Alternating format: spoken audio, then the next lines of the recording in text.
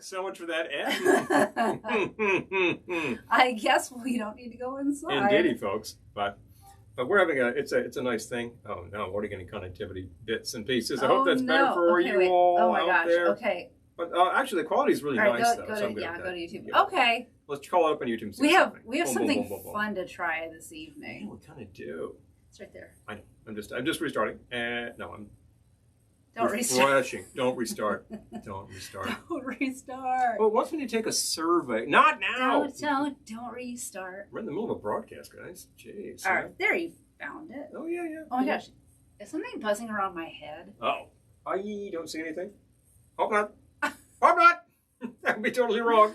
Hello, Lord. all you folks out there in YouTube land, and all these Facebook people in the house. Here we go. All right. Hello, Julie. Okay, in reverse All right. order, our Julie. Lorice. Hello. Yeah, I tell you. Hey, True. Doug, hi. Aaron. Aaron. Lorice again. Oh, yep, there we go. Hello, Peter, hi. Mom, hi. Okay, good. So her name, Linda Patterson. So, all right. Satellite, hi. Good to see you. All right. I can get rid of this. It's party now. You guys are here. Party time. So we have something really fun to try this evening. Any of you Mai Tai snobs out there, we're going to do a blind taste test. Yeah, you know, you may not find this humorous. We do, so we're going to do it. We think it's hilarious. I think the entirety of this audience will find this to be a gasser. So let's so we're going to do a more or less legit Mai Tai. Yeah. And then we're going to do one with Mai Tai. blue curacao instead of curacao. So it's curacao and blue, and we're going to go blind test and see. Can you tell? Can I tell which one has the blue? Are you going to do it too? I will do it as well. Oh. I'll do it as well. I will we close love the a eyes. taste We'll test mix up the around glasses. It's just like the Old Man Beer Challenge, with the exception that you get a 50% chance of getting it right. So odds are actually pretty good. Oh, that's so sweet. Andrew Hey, said hi, Mom. hello. Hello, Sharon. Hello. Definitely. Oh, Mike okay, this is fun. Mike reminds us it's National Beer Day. Well, we happen to have some beer in the fridge behind us. Turns out. So it could turn into that. I might choose a brewski or two. But I tell you hello, what, Mint Tea. Here we are. Hello, Elizabeth. Tropicals room. You think we're going to mix a few? Yeah, you'd be right. Yes, we are. Let's start out. This is one you can really build in glass. And if you see people, if you see the guys and gals at Trader Vic's behind the stick there, your shaker? Yeah. What shaker are you looking for? I brought out the one with the mixing glass. I have 3 over here. Oh, okay. It's probably one of those. Probably one of these guys. That's yours. It matches with your shirt. This is mine? That's yours. Does this work? Yeah, that's yours. Do you want this glass or not? No. Okay. We're each going to do this simultaneously. You probably want That's mine. This guy? Okay. Yeah. I got to color coordinate. Yeah. I'm sorry. We don't really need to... We could shake and pour with this one. In which case I don't really need we don't need to strain it. So I'm going to give you here. We're going to each... I'll do the blue one. Spare strainers. You do the... We'll shake them simultaneously. Yeah. Nice in here. Hi, Marie. Hello. Oh, Satellite already threw my first cocktail. Elderflower liqueur. Ooh, gin. That sounds good. Hello. Hi, Lisa. So nice to see you all. Definitely. Oh my gosh. Okay.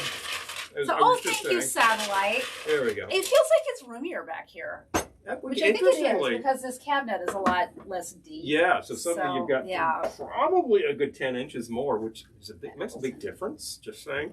I'm just saying that the guys and gals at Trader Vic's stick are going to take these all and assemble them in the glasses so they're all like ready and not mixed, and then they take that Hamilton Beach and go buzz, buzz, buzz. It's like 3 seconds apiece.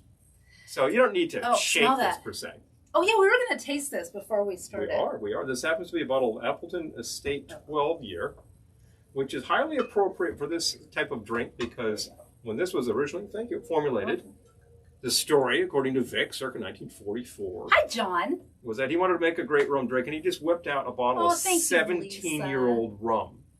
Thank you, Lisa. If I'm not mistaken, this is made by same company, Ray and Nephew. I could be mistaken, but I don't think it is. So here we have a 12-year-old rum. Now, the nose on that is really nice. I can't actually read it. Oh, that's like a liqueur. Yeah. It's really smooth. It is 80 proof, so that's probably a little deceptive. Hi, Ellen. But it's got a lot of character. Been hanging in the barrel for a while. and I think you're going to like. Oh, Doug found a new bottle of orgeat at the Packy. Hello. Nice. Bingo. Oh Definitely. my gosh. Yeah, we're really liking this config too. Only a few things have really changed around too much. We did get rid of the big unit behind us, which was not exactly purpose-built. We had a lot of. It was an old TV cabinet. Yeah.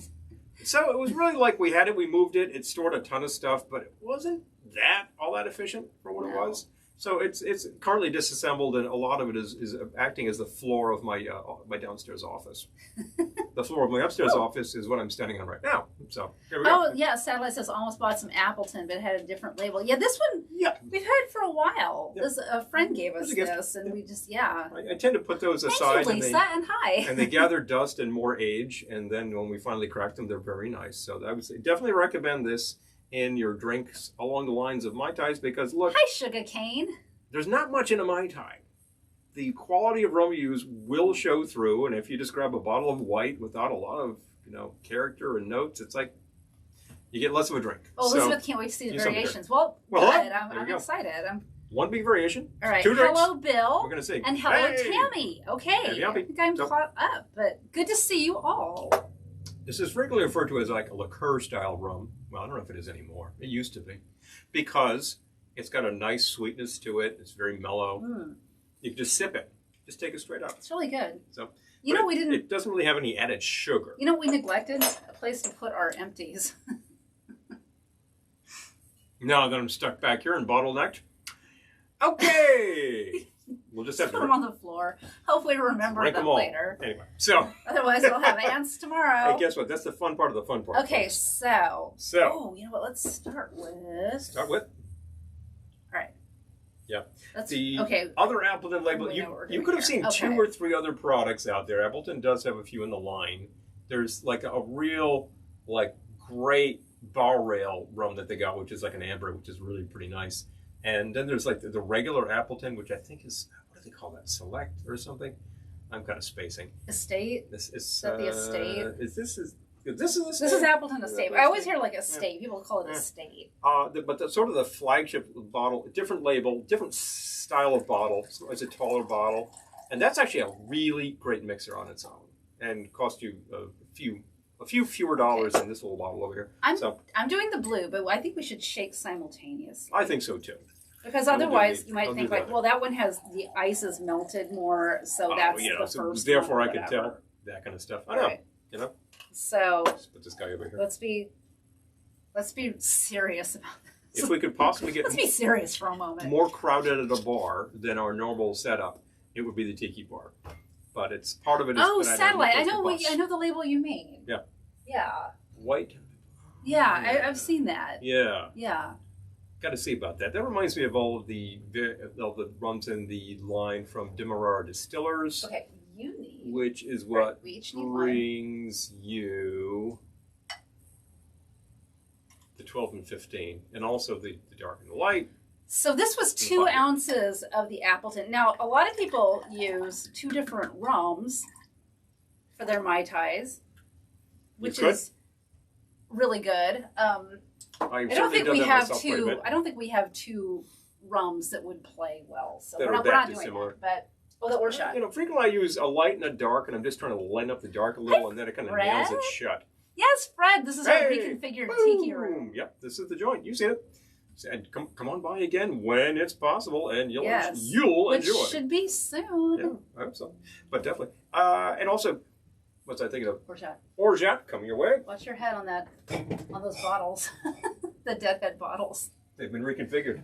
Yeah, exactly. And boom. Ooh, there's not a lot of that, is there? There's enough for 2 Mai Tais. Okay. And after that, I got to give me some almond syrup. So far, yeah. Lisa does. I used to with a 151 top. See, a lot of people do that. We just don't have the right rums for it right now. I see a lot of formulas for Mai Tai that say add a float. Sometimes it's a dark float, and sometimes it's a 151. Some of them are like pretty much an ounce of 151. I'm like, wow, that's kind of a kick in the seat for a Mai Tai. It's a 2-ounce pour. That's a regular strength drink. It's not supposed to be some killer, Thank you. Oh, so Kevin Crossman. That sounds so familiar, Abra. I'm sure I have. And there is a very prominent variation on this, which we just refer to as the New England Mai Tai. We'll have to do that after. You used to go into one of the Chinese food joints around Boston. And thank you very much. And if you get a Mai Tai, invariably the thing was pretty much what we're doing. Add an ounce of pineapple juice, shake, pour, dark rum float. They all did this. Pineapple spear, a little umbrella, straws. And, you know, it was not a bad Mai Tai in most places. And it was interesting that there was always the dark rum float. So far this was 2 ounces of the rum, ½ ounce fresh lime juice, ½ ounce orgeat, ½ ounce of our whichever orange liqueur you want to use. Which you end up with a 3½ ounce pour total. The recipe calls for simple syrup. Neither of us wants it that sweet, so we're leaving it out. But if you were making a legit Mai Tai, you would do the simple syrup. You know, well, okay, this is legit. It's just not the standard. It's a legit thing. Vic calls for it in his original formula. It's like a quarter of this and a quarter of that. If you cut down on the orgeat and fill with the simple, it shouldn't be any more sweet. You don't want to have a ½ ounce of each. That's pretty sweet. I don't want it more sweet than it's going to be. So you know? Shake. Shake and pour. Ready? Here we go. Shake, shake, shake. Ready?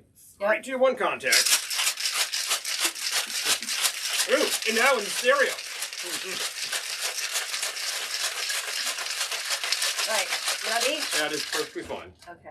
I'm leaking a little. Sorry, folks.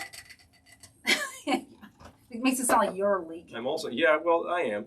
I have holes. You know? Okay. Let that rest for a second, and in we go. All right. Now, you'll want to get every. Do we have enough ice in here to really? I'm going to topper mine with a few more cubes. Ever since the best Mai Tai I had was at a Chinese restaurant, and it had juice in it. Yeah. You know what? I could see that. We've actually, I remember a right, joint. Hold on, we're not done. That used to be next to Holliston, Massachusetts. That was Pago called Pago. Pago Pago. They had a very specific formula, and it was actually really good. And it was not exactly canonic as we're making it. We do have the lime wheel. We are lacking garnished with mint. a spent lime shell. Yep. Okay, I looked at the supermarket. Our supermarkets don't have mint. So we're calling this the pandemic Mai Tai. We couldn't get mint. You know, give me about a month, we'll get a yard full of mint. We will have plenty of mint. We'll do this again. But right now, nada, because it's April. All right, so. Cilantro. L'chaim. Oh, wait, that was last week. So. Okay. Tastes good. Tastes good. Like it should. This is a good thing. All right, so. All right. I will close my eyes. Close your eyes. Taste test, taste test, taste test, taste test. Gonna switch them up, switch them up. All right, keep them closed. And here is drink number 1 right in front of you. And here you go. Okay. She's truly blind, folks. She can't tell what's going on. This is, you know, this is brand X, and they're gonna get brand Y. Okay. I should give you some like saltines in between, like the classic challenge. You know what I'm saying? I guess you could hand me my water. Oh, that's a good idea. Here we go. Okay, here. So here we go. Rinse out. So that was brand X. Spit. Now, when you're good and ready, we'll put this down right here. I'll drink when I'm good and ready. I'm good and ready, damn it. All right. Sally says fun. Rock candy swizzles at the $1. Ooh, you know, those are a fun drink swizzle because they dissolve a bit and you can adjust the sweetness as well. So there's brand Y. Keep your eyes closed and think about what you're doing. Okay. I need to do them side by side. Okay. And do you have an idea of which one and what are you going to answer? I really don't know. Do you want to take a wild guess? No, I want to taste them again. Taste them again. Okay. So here's brand X. Okay. Brand X. This is the first one. You would not have this.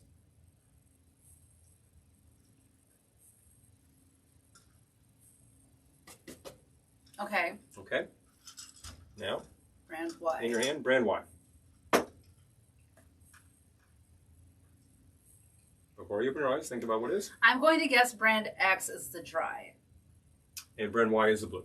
Correct. You're holding brand Y. Okay. Open your eyes. What? Wow, that just tells you that the blue curacao from Giffard is high quality curacao. Yeah, is pretty good. A nice orange flavor. Let's see if he can do it. It's not like some junk. We've actually had let's see if he can triple sec from time to time that was fairly cheap, plastic bottle stuff that was really not good. So I definitely recommend staying away from the bottom shelf. I could name brands. I won't do it on the air, but talk to me privately.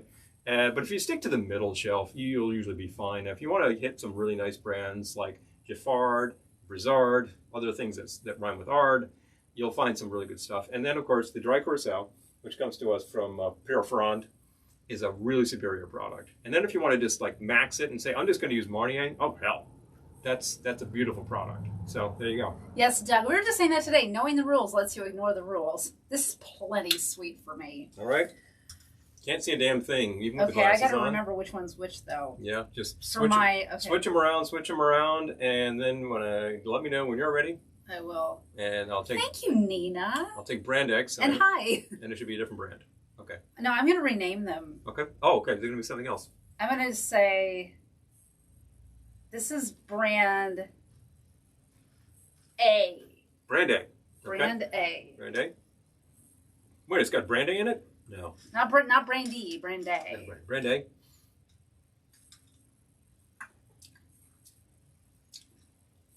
Okay. See, there's a fair amount going on in there. So isolating the actual orange liqueur they're using is no mean stunt. Oh, wait, I need to. That's brand A. Okay, wait, I got your water. Thank you. Okay. Thank you. Brand A, you have tried. Mm-hmm. We'll call this brand B. Brand B, okay.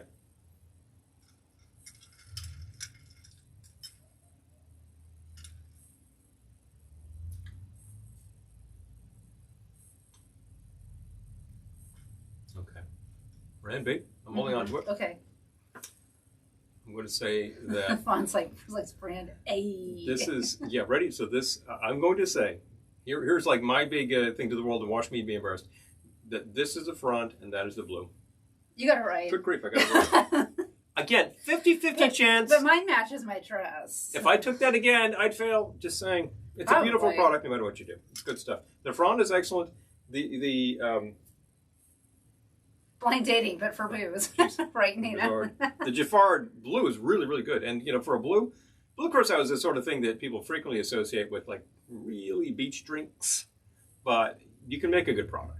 You really can. Oh, hello, Super Mumbles. Good to see you. I'm glad you can comment tonight. Yes. Glad to. Were you prevented before? I can't read that right now. No, it says, watching my TV, I never get to comment. Oh, got it. Yeah.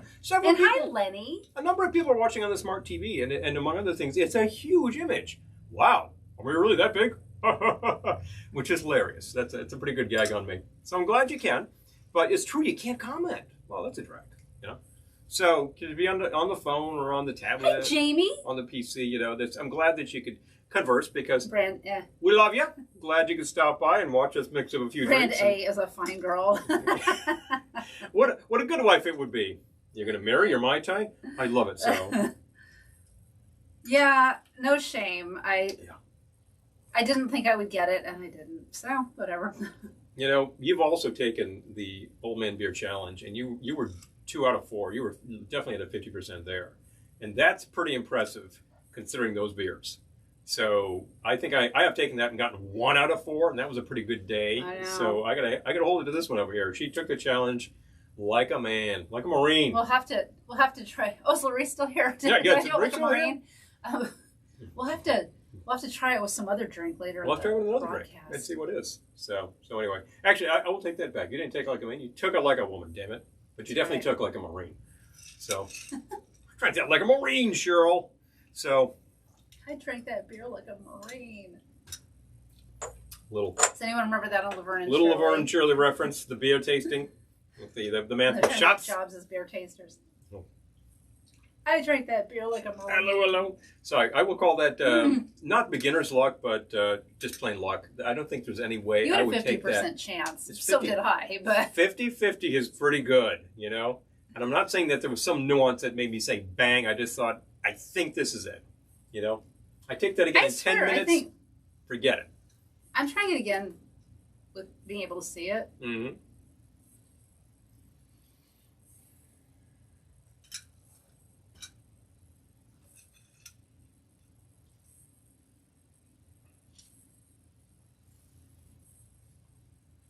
It doesn't taste any less sweet to me. It's definitely got, I think it's more complex. If we'd used Marnier, I think you would have been able to tell that at 10 paces. And I think if we would have used a cheap blue curacao, I definitely would have been able to tell. Perhaps that sort of chemically flavor might have gotten to you in that case. But I will say for sure there is a distinct difference between the two liqueurs, in which case the Frond is actually a brandy base. Now, with a ½ ounce in here, that's not going to stand out that hard, but you might get the flavor. You might get the flavor. Straight up, 2 shots side by side, you could probably tell. I think. Try it. These challenges are fun. Well, can you tell? You know? No time like the present. No time like the present. Well, I've got some more glasses down here. Let's see what we can do. Taste test 2, folks. Can I go 2 for 2? Can you try it 2 for 2? Let's see what we got. I like these kind of challenges myself. I do too. We've done the whiskey challenge. We've done the rum challenge. We did the vodka challenge. And I said, I think I scored very poorly on the whiskey challenge. That's rough. I'm so far beyond personal embarrassment. I mean... Let's be real. Let's be frank. Okay. A little bit of the blue. And this is a high-quality blue. It's a really nice orange flavor in there. It's probably just a neutral spirits base, though. Cold brew, red zinger, and agave is a perfect stand-in for really? wine punch. Wow. Hello. I love it. How about that? Howdy, howdy, howdy, everybody. Oh, yeah, there we go. Yep. I think we're caught up. Interesting one you got there. So. Okay. What do you say? All right. Yeah, we could probably do an entire show with just Mai Tai Variations and go all night. All right, and, give me the test. All of them would be pretty good. Okay. So, close those eyes. We will switch them around so you can't possibly tell what's what. Yeah, well, I don't know about that. All right. Brand A. We'll go with brand A here. It's a fine drink. What a nice liqueur it would be. It smells super orangey.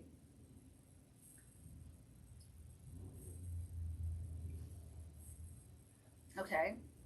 Water. Right in front of you. Okay. So, and that is a trademark of these things. They have a distinct aroma. Straight up, you've got a better chance at these things if you've tried the product before and have an idea. Ready? I'm holding on to it. Got it? Got it? Got it? Okay. Here we go.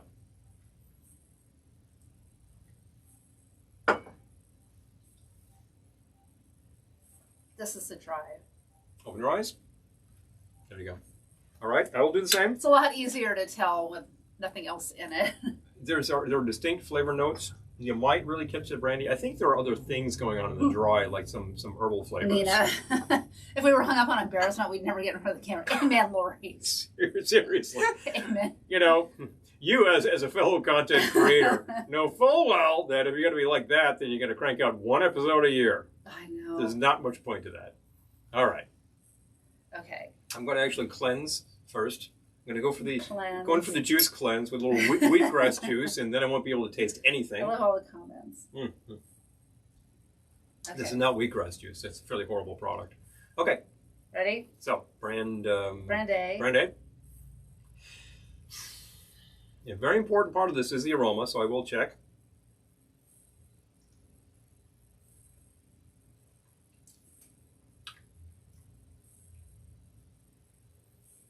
One more time.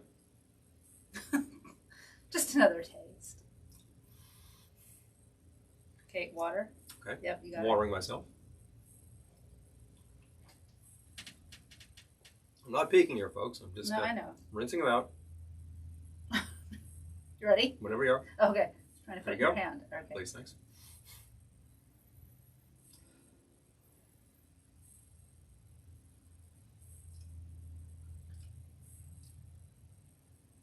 This is the Frond. Yeah, it's a lot easier to tell when there's nothing else. Interestingly, orange flavor on that is a little stronger as orange because this has plenty of orange flavor. It's not like this is slouching, but I think there's something else going on. And when I sip that, I'm like, Joe. I can taste the brandy. Bang. So there you go. So that's what happened. I just realized one thing that we didn't get, which is going to become very important in about 10 seconds, is something to clean off with. So I had already noticed. Hate to leave, but sticky, I will be back. Oh wait, as long as you're going though. Yeah, well, what's that? Take some stuff. I don't mind if I do. Take some stuff.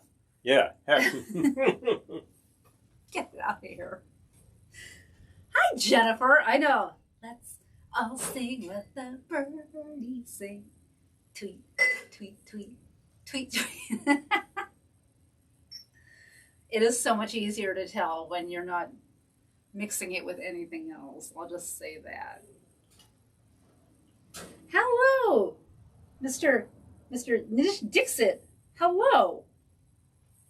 In India, we have a tangy cocktail called a Hajmola Pina Colada. Oh, really? Oh, my gosh. Or Pina Codella. Pina Codella. Hajmola Pina Colada. Oh, my gosh. Oh, Well, that sounds good. That sounds like a variation of something that does something different. That. When you think about the tropical flavors available to there, from like passion, tamarind. Tamarind's a big one. And I've seen bartenders use that very successfully. Yes. As a fun flavor. Because it adds, it's typically prepared to be fairly sweet, but it has a lot of tart too, which is good. Your normal one, some of the citrus juice, so lemon lime. And that, of course, gives quite a bit of sour without necessarily adding the tart. So. Oh, thank you. Yes, please. Put this on the Scrub side. down here. Mm-hmm. There we go. Excellent. My goal is clean fingers. Well, achieved. So that's an easy goal to achieve. Easy goal to achieve. Right. So back to the Mai Tais. And which one of these do you want?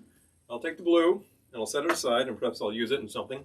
And that glass is already really sticky. Double fisting it, just simultaneously. I'll just double fist it.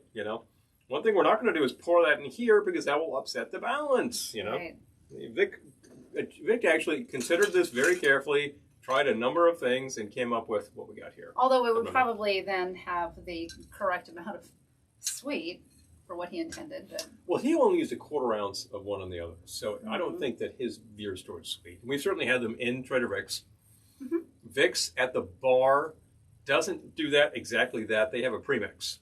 It's a very specific formula that normally has not been available, although since we've all been locked away, they've made it available on the site. You can buy their concentrate, and you use like X number of ounces, fill with rum, but that's ice not it up. the one that they had before. It's the same one. It's the same one they've been using all the years, and it's not the same stuff that you used to be able to buy. You probably well, that's what I buy mean. in the liquor like store. In the that's the what liquor I mean. store. Yeah, it's different. It's not that. It's a different product. Right. That is a shortcut, which is really not bad. But you can also do exactly what we did. But it's not nearly as good as this. It's not nearly as good as this. So there you go. There you go. Oh, in India we have a larger mint leaf. Oh, nice. This is supposed to have mint in it, but we couldn't get mint, and not available at the store where it normally is, and ours has not come back because it's been like that. Right. I know. I wish we could time travel back to the original Trader Vic's. That'd be so. I managed to miss the one at the Plaza, and of course, I'm far too young to have seen the Savoy, which was really the same location. But that's where his parents got engaged. Hello, I still have the little plastic paddle over there. Isn't that cool? That was from 58 to about 64, and then moved over to the Plaza, and it was there until 1989. And then, of course, whoever was controlling the Plaza at the time decided it was tacky and got it removed. Not going to name names. You can look it up yourself.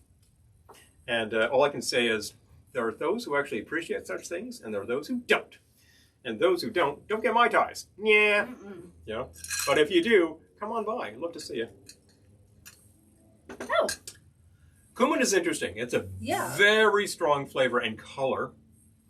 And I'm sure that contemporary bartenders have been working that. Ask Nick about that. He might have been working with cumin. Curry is interesting. You could use sort of a dash here and there and make it work. And we certainly have used the hot stuff, like either hot sauce. We've used Satan sauce from Larice. Now that's a face burn right there.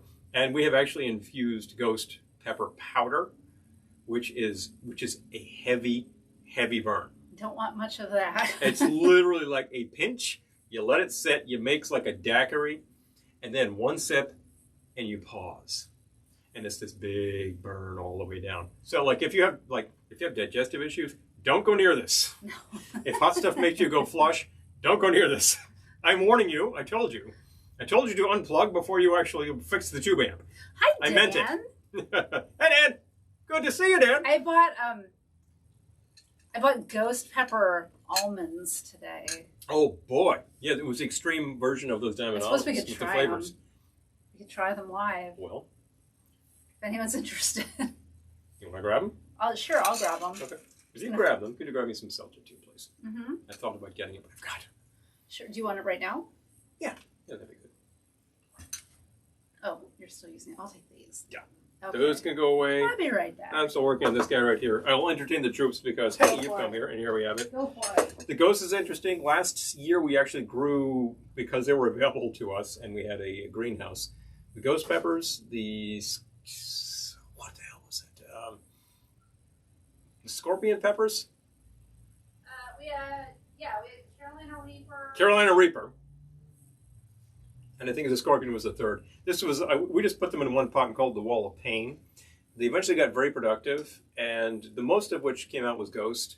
And I did make a hot sauce out of that, which is, wow, not quite as nerve gas as some of these might be. Pretty flavorful, but hot, very hot. So, no question. These are Blue Diamond Extremes. The seltzer. Ghost pepper. Oh, the seltzers. I'll get these guys open. I forgot.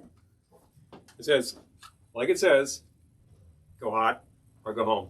And I gotta love that. And we're going to try this. In fact, I think I'll wait until she comes back. Yeah, Peter, I think that you're interested in such things. So, peppers are done for last season, and the greenhouse, of course, itself is finished. It unfortunately did not survive because I think the coating was pretty inferior vinyl, and it shredded. It was a cool little structure, but man, no dice. Oh, thank you very much. All we have is club soda. Oh, that's perfectly fine. I didn't see seltzer. This don't one's almost empty, so okay. That's why I brought two. We got the two.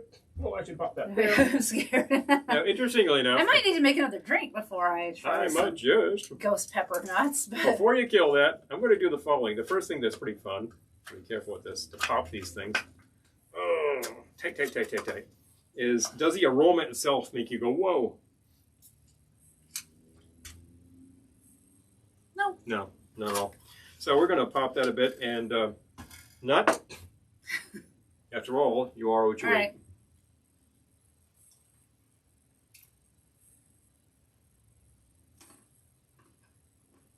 Waiting for it.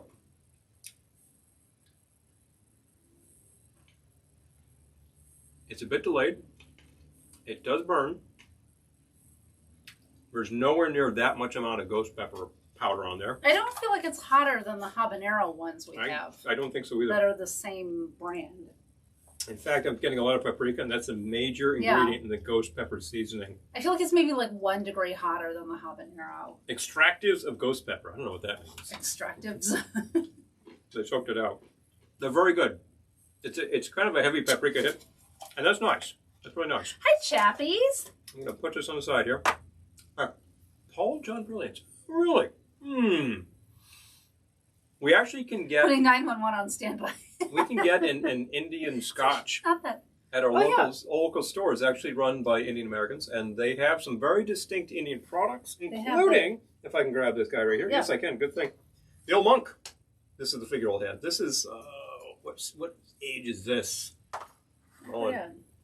It says very old. That's what it says. I have no idea. But this is pretty mellow stuff. It's pretty fun. And it's got a figureold bottle. And then there's one that has the figure, like the standing figure of the monk. That's a fun one, too. Hi, Daniel. So, I got to get the seltzer bottle going again. Because that's fun, right? Feel the burn. And, the more you're on vacay. Good for you. Yeah. I'm looking forward to a vacay. I was soonish. Looking at some glassware over here. We got some things that say Archipelago that Mr. Burton actually hooked us up with. Yes, so thank you. We were just drinking out of those. Was it? Because those are last really night good. we were just drinking out of those. Oh, you know what it is? Ghost pepper almonds. Well, yeah, it's actually the spice. It's like it's not bothering my palate, but I want to go grab my fan because I'm starting to sweat. Do you want to warm up a bit? Pardon me. Please? I'll be back. You'll be right back. I'll continue to entertain the troops. I would go for more of these. I would say that if you try these, take it a little slowly because I'm still getting that burn on it. I don't think I don't think it's that spicy. It's not hot now. The kind of heat that you would expect from something called ghost pepper, which still is one of the hottest things out there, even if it's been eclipsed in the record books. Old Monk is college memories. I love it. College memories. Because there's Old Monk the rum, and there's also the Monk beer I've heard of, which sounds like a lot of fun. We don't have Never tried it. Our liquor stores don't carry beer, so they can't get it. But they have a few products that are very local to that. There was also there's an Indian rum that's got the ship on it. I forget what that's called. I remember having a bottle. Oh, right, yeah. Yeah. They have it. It's a very good price. Matter of fact. It's like a drink of India. I love it. Oh, yeah. Well, we should have some. Well, we got a little. We can give it a try again. Yeah. All right, taste test again. Then we had 2 kinds of old monk, though. We're pretty much killing the head, but we could do. Oh, geez, satellite. Oh, Bought some ghost pepper mayo street sauce. Oh my gosh. Yowie.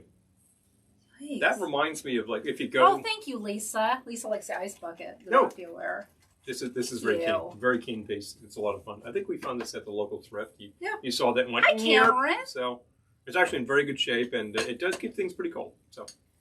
The roof of my mouth isn't scorched. I'm just sweating. No. I do have a distinct warmth right now, and it is warm in this room, so that has not become uncomfortable. And of course, I have some drink. I just think it's so funny that I was like, oh, I'm not sure. Oh, Dan, thank you. Of course. It's so funny that I wasn't sure last night that we would be able to be out here because I thought it would be too cold, and here we are. Mm-hmm. It's like June. And it's like June. This guy is up. I think that's probably a little filthy. This guy, this is a little dusty, I tell you what. Let's see what we can do about this. Not everything got washed after the demolition construction out here, so. Construction will send dust everywhere, and then of course there's the fact that these windows are porous, so we normally have a bit of a dust issue. But that's why I have a bottle of spray that will clean things off, and that will do just fine. So. I know I have another skull under there, but I don't know if it's like right handy. Another skull shot glass? Yes. Oh. That's what we mean. It's right here. Oh, very good. I'll clean that off too. I had no idea we had so many. We have 4. No. We have more? Do we have 6? We must have 6 because I took 3 inside. So we have 6. There we go. Half a dozen. Well, who even knows? Let's try some monk again. Let's monk again like we did last summer. Okay. Well, the good news is we could get more. Got a minute? Yeah, Peter, it's Martin where we get this. Martin, just right there. Peter knows Martin. Right there. Oh, and Nina. If you're still here, Nina will know Martin too. Oh, yeah.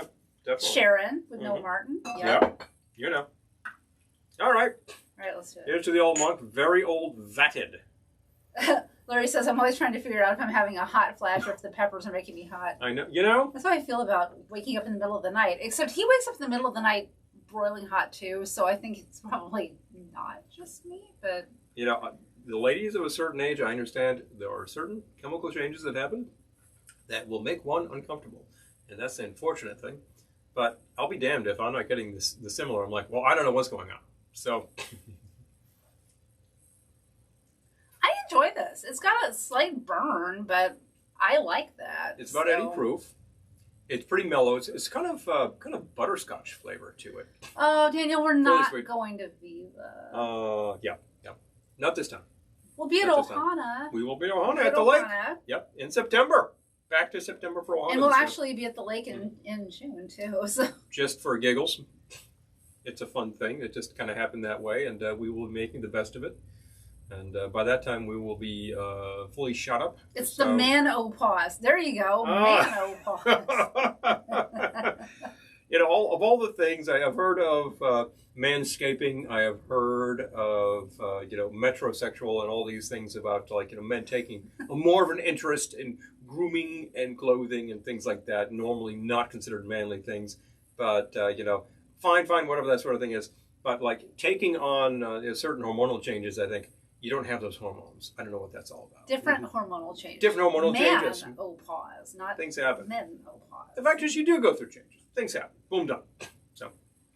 Oh, really? Carolina Reaper set in ice cubes. Oh, man. So as your drink starts to defrost a little, the heat kicks up. Ooh, that's sneaky. Yeah, I enjoy this. Very, very, very liqueur style. Oh my gosh. Very actually, I've never tried this in a Mai Tai. Interesting.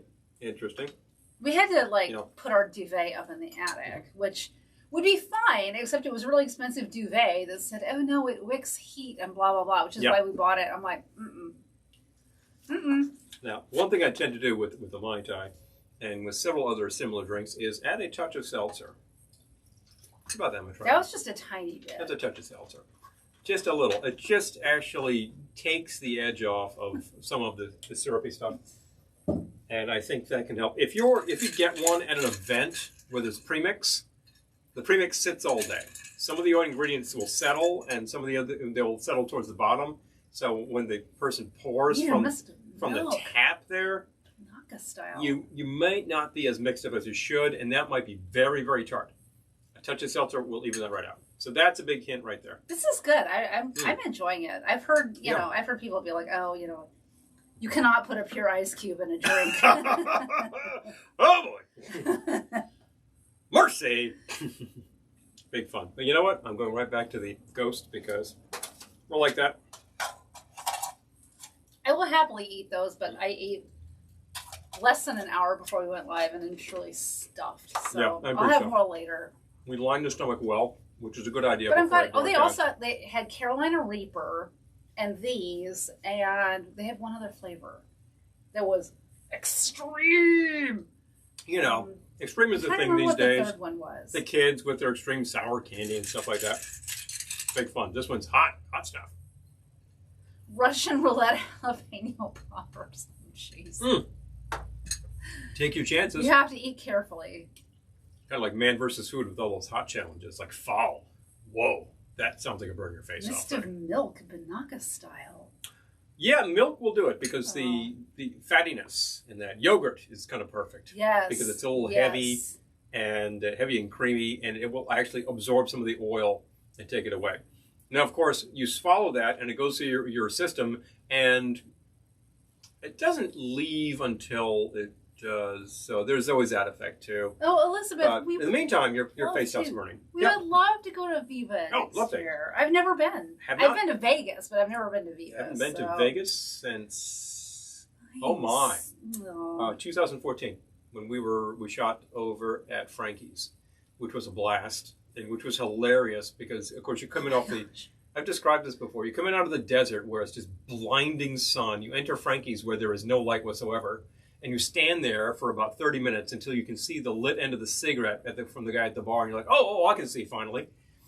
It's hilarious. And you can see, I can see because I can see the glow of the roulette machines. Well, that was the slot machines. Because we got to Frankie's at about 3 o'clock in the afternoon. Yeah, it was so bright in the desert. It's just and then we opened the door and like, I can't see anything. I'm going to stand here for 10 minutes and do nothing because I'm going to actually run into something and kill myself. Abra had Viva 2020 tickets for this. Abra, I hope you got on the waiting list for Ohana.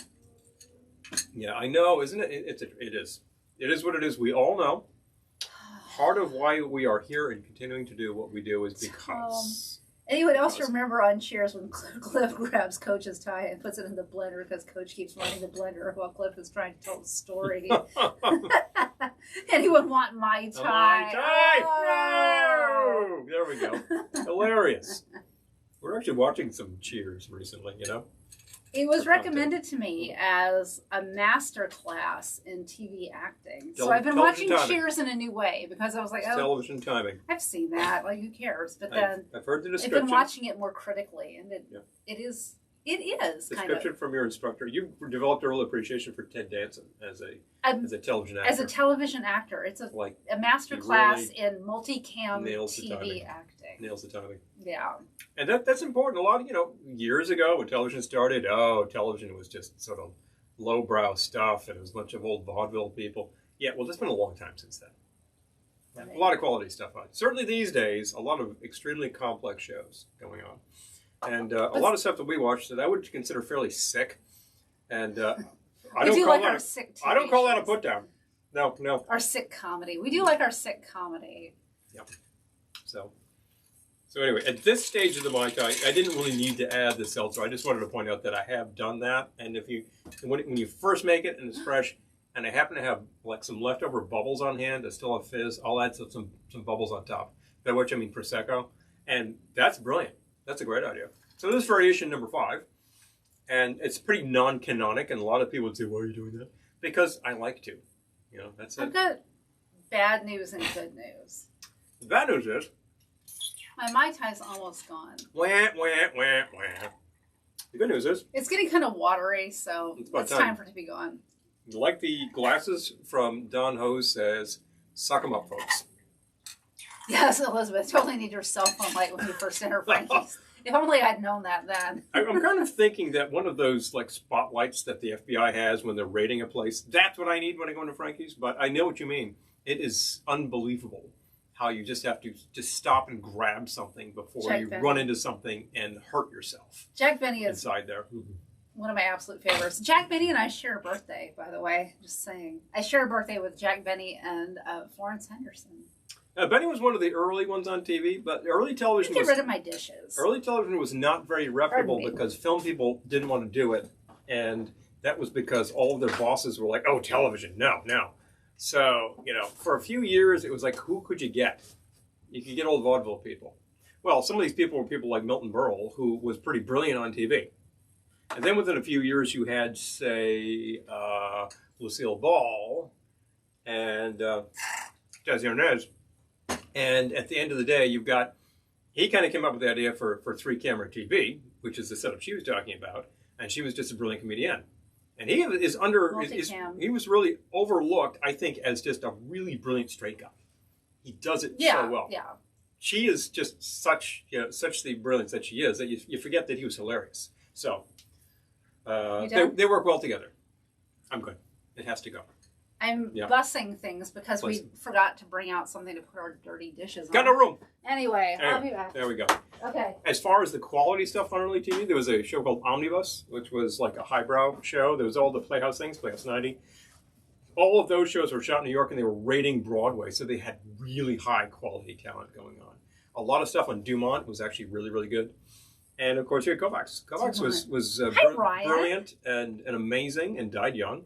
And, of course, if you watch any of the Letterman show, you think a lot of this sounds like Warren Beaver Kovacs, Seriously. Root is a favorite. Oh, okay. Oh, hello. I'll have to see if we can get that. Okay. Our local store might, if we expressed an interest, I'm sure they would try because if it's a local product, if it's a product that they can get, that's what Errol shares a birthday with Joseph Stalin. No, there's a real bit of minutia for you. Hello, people you've shared a birthday with, Chairman Mao. Hello. I'm trying to remember. I have the list on my phone of who Paul shares his birthday with, but my phone is powering this broadcast. I know Alice Ghostly was one of them. That's right, and she's pretty brilliant too.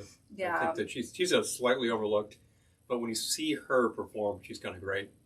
She might have been slightly overlooked, but she worked her whole life. She worked her the whole damn life. She she was living the dream. From the 50s through all those 60s sitcoms, she's in the movie Grease. She just went on doing this stuff. And I kind of equate her with people like Eve Arden. Madonna. Who did have a higher profile because she had a starring role in a show. Also in the movie Grease. And who else am I thinking of? Dodie Goodman, who was pretty freaking hilarious. Dodie Goodman's record. Yep. I didn't have a true appreciation of Dodie Goodman until I heard her record. Yeah. It's like, one album should have been more. She is pretty damn brilliant. Pretty hilarious. Also, Sean shares birthday with George Burns. Oh, okay. There's a good idea. Where's my cigars? Gorgeous George. Oh, Molly Goldberg. Wrestling. Yeah.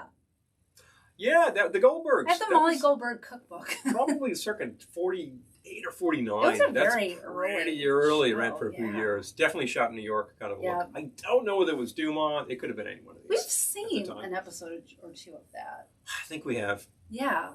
And it was entertaining. It fits in with a fairly low-key domestic, family comedy type thing. Gorgeous George when it came to early TV. Oh. The Tax Man. The Tax Man. Oh my God. Let me tell you That's so what it will funny. be. I'm trying to remember who besides Alice Ghostly was on your list. Do you remember? I posted it on your Facebook. I don't remember. I think there's things like ball players. I'm like, oh yeah, and I just out of my mind. All I remember is Alice Ghostly. If only I had the power of the internet at my fingertips. Oh. I do have other drinks. If only I had a magic device that told me all the information in the world. Let's check this out, folks. I know what I'm going to do, and I've actually made a donation to them, so there we go, boom. Awesome. Thanks. Please, dinner. Met Don Ho several times in Hawaii. I would have loved to have met Don Ho. He apparently was just a great host at his place, and people just loved him, and he would just go around kissing the ladies, etc. Ryan, we're going to ask our store to order. He's a great performer. He's a great performer. We're going to ask our store to order it because I'm sure. The one time not the one time, we go in there all the time, but one time when we bought Old Monk, he was like, "Oh, this is from my country," and he seemed like really happy that we were buying it. So he probably would. If they don't have, they might have it. But if they don't have it, they might try. There are obvious disruptions to the supply line of various products in the entire world right now. Like mint. So, I don't know. But it is definitely worth a try. Definitely worth a try. Sharon says, Jamie Lee Curtis, Mark Ruffalo, Scarlett Johansson. Oh. I love Jamie Lee Curtis. She's pretty great. Gotta say. Madonna, she was unavailable. All right. Okay, I'm dealing with some seriously ancient people here. Catherine of York, 1479. You need how about that? Scroll. I know. I'm just checking to see if I got any classics here. Medici, Frederick William I of Prussia. Frederick. I'm going to move the nuts. Leopold Hoffmann. John, hello. There we go. Do you want more nuts? They're available. I can always get them. Hans Christian Ørsted. Ooh, he's a physicist. Yeah, we're talking electricity there, baby. That's it up my. Kraft Ebing. Okay. Psychiatrist. Doc Holliday. You know the name? American dentist and gambler. I gotta love that combination. That's kind of I didn't know about the dentist part. Yeah. Kind of brilliant. When I was talking about ball players, Cupid Childs. Now, if you remember that, he was a baseball player probably circa 1880. So yeah, I don't remember that. I don't remember that. That's going to take you way, way, way, way back. Oh, spearmint, Lisa. Yeah, I know. I was out working in our yard the other day, and I smelled the mint. So it is coming, but it's not here. Coming on down. Like this tiny little plant. Tiny, a little bit. Let's go. Bit. And our supermarket doesn't have it, so I'm calling them pandemic Mai Tais, and I'm just gonna suck up the lack of mint. Here we go. Paul Dean, American baseball player. Was that Dizzy Dean? Daffy Dean. I share a birthday with. How about that? I'm gonna make a drink. I need to get some ice from you. Alice Ghostly comes up. Yep. There we go. I said Alice Ghostly. Yep. She was the one I remembered. Was it like Denzel Washington or something too? Let me keep going. I'm still in 20, so. There was someone else. Buddy Greco. Oh my gosh, Buddy Greco. He just died like 3 years ago. Jeez. He's actually on one of those records. We have the Martini Kings. Did a great collection that has a Buddy Greco track of him doing a girl talk. Yeah. And he's really fun. He's really fun. Let's see. Okay, I'm going to make one from the Trader Vic's Tiki Party. Trader Vic's Tiki Party book. Trader Vic's Tiki Party book. There we go. I've never had before. So we'll all find out together. I'm a little scared because it has Southern Comfort. Oh boy. But we'll all see. Vic was a big fan of Soko. Yeah, he was. And a big fan of other weird stuff like Pisco. He was a big fan of Pisco. And I think... Did you say a big fan of Fisco? No, I said a big fan of Pisco. Okay. I'm not gotten to the point where we're talking about pans of Fisco, but we'll just stick around and we'll see what happens, kids. The pans of Fisco. Connie Smith, I know Connie Smith, and David Crosby. You know David Crosby. Oh, I knew about David. Yeah, okay. Yeah. Both still alive. Both won the same year. Amazingly. I think he was on your list. Ben Sidran, jazz and rock keyboardist. Oh, Sidran, yeah, this is a great one. Trader Vic's Tiki Party. Here's a big name you all know. Steve Martin. Hello, definitely. Wim Wenders, German director. Mm-hmm. Larry Graham, Graham Central Station. Gee, that's pretty funny. Lisa says, I had Grand Marnier, not Southern Comfort. Okay, well, this one calls for, maybe we could try one with orange. We ran out of Grand Marnier, but we'll try it with orange. Oh, that was orange. We'll check that out. I got a little blue over here.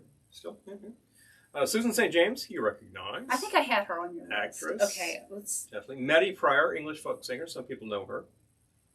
I only know her from... Author Danielle Steele. I had her on your list. Mm-hmm. Yes, okay. There we go. Gary Larson, cartoonist. Well, that's a pretty good one. So this calls for an ounce of amber rum. I'm going back to the Appleton 12. Appleton. It's a fine place to be. Again, if a drink has a few things in it, the rum will really stand out. I'm going to try the original way, and then we can start playing with variations. James Horner, composer. We know James Horner. Mark Fidrich. Oh, a ball player. I remember the name. Definitely. And Jack A. I share a birthday with Jack A. Oh, I think I did. I think I did know that. Yeah. Okay. I'm a little scared, but ½ ounce of Southern Comfort. Just because it is so sweet. Marcia Gay Harden. Oh, yeah. Okay.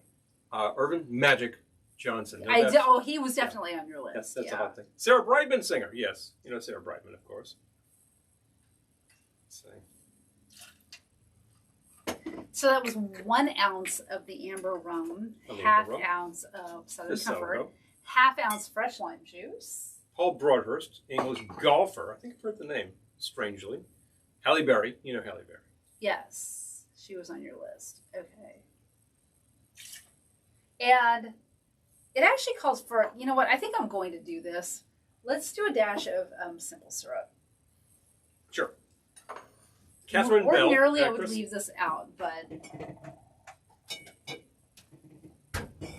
And it did say dash of simple syrup, so let's see. I remember seeing Wings of Desire in the theater at the time. It was pretty intense. It was a real art show theater. It was real kind of fun. Ron, never too late. We're still here. Dash of simple syrup. Only 1 hour in, as it turns out. Oh, Stig Tufting, Danish footballer. I just love being at the same birthday with a guy named Stig. Thank you. Reminds me of Stig O'Hara. Stig. All right. Tracy Dyson, American chemist and astronaut. So this is Shake with Ice. Cool.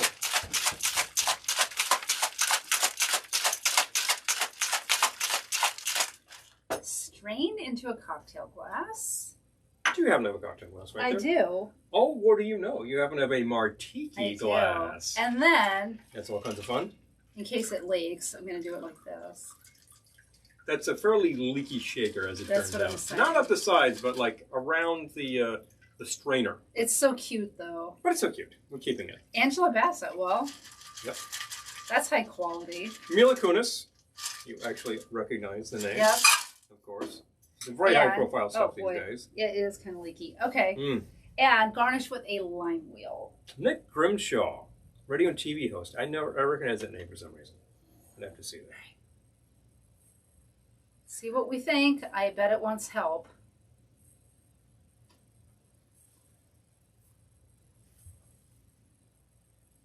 It's actually better than I thought it would be. Now again, this has 1 ounce of the rum, ½ ounce of the SoCo, and what else? ½ ounce lime. And that's it? Oh, and a dash of simple syrup. Dash of simple. Okay. I like it better than I expected. It could probably use a note, but... I think it could use a note, too. Perhaps some bitters. That's what I was reaching for. I thought that you were. Let's do some orange bitters. Orange is a great thing to reach for. A couple of dashes of orange Virtually bitters. Any case, I think. Ooh, Ron shares birthday with Robert Reed. Oh, hello. Nice. Gee, how about that? Okay. We are familiar with his work, of course. You know the Bradys. Please, if you would.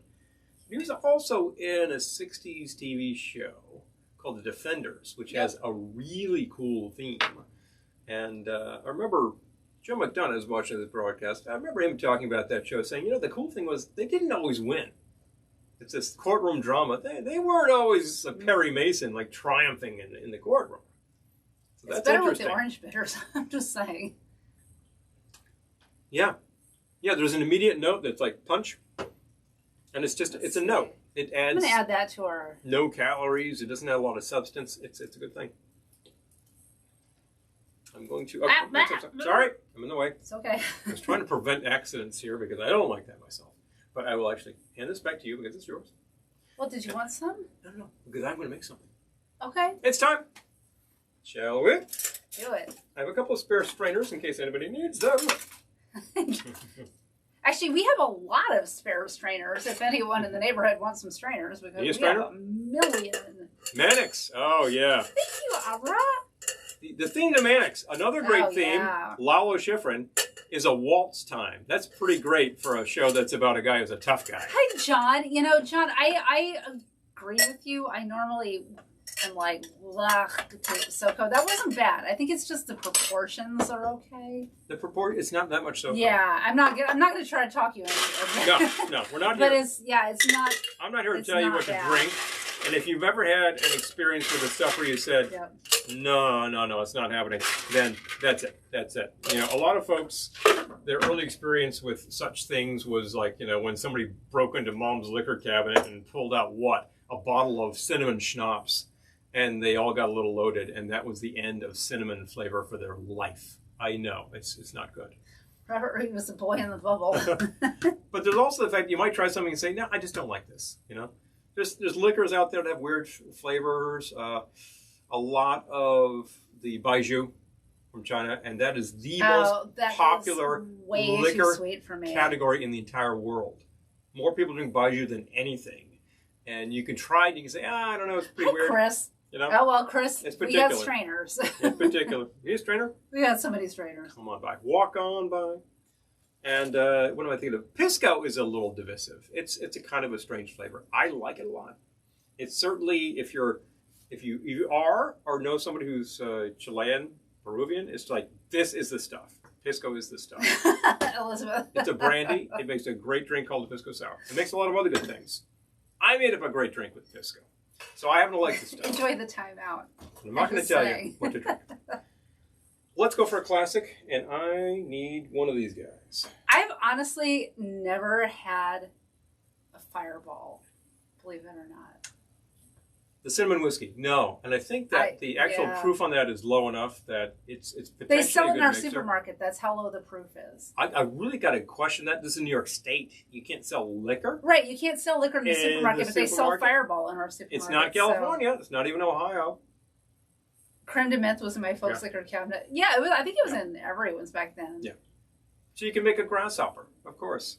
Or throw a little on ice cream. That's what it's there for. But in terms of I'm going to do shots of creme de menthe, nobody does this. This is such a bad idea, you know? I'm not going to tell the story about how I know exactly how that is a bad idea. Oh, go ahead. But are we among friends? You brought it up. All right, hell. So we're on the train one day coming home. This is several years ago by now. Oh, this I thought it was a story about you. This story's just gross. I'm not going to tell it. Don't tell it. PM me, I'll tell you the story. So it's not good. It's not that great. It's not good. No, it's just not good. So I've got to tell you, it's just one of those things. And it doesn't involve us. It involves being on the train with a bunch of drunk people. When you know that somebody's been having a drink with Blue Curacao. At least it says Mom and Dad had Trambuie. Trambuie! All these old names. I love seeing them in the liquor store. It's fun. All-time favorite theme song from Mike. Yeah. I got to say, that has a lot of competition for me. Like, for instance, the Odd Couple theme. The Odd Couple theme with lyrics from the movie. Mine too. Yeah. But Mannix is really, really strong theme. You want to talk about competition for, like, favorite themes? Same composer.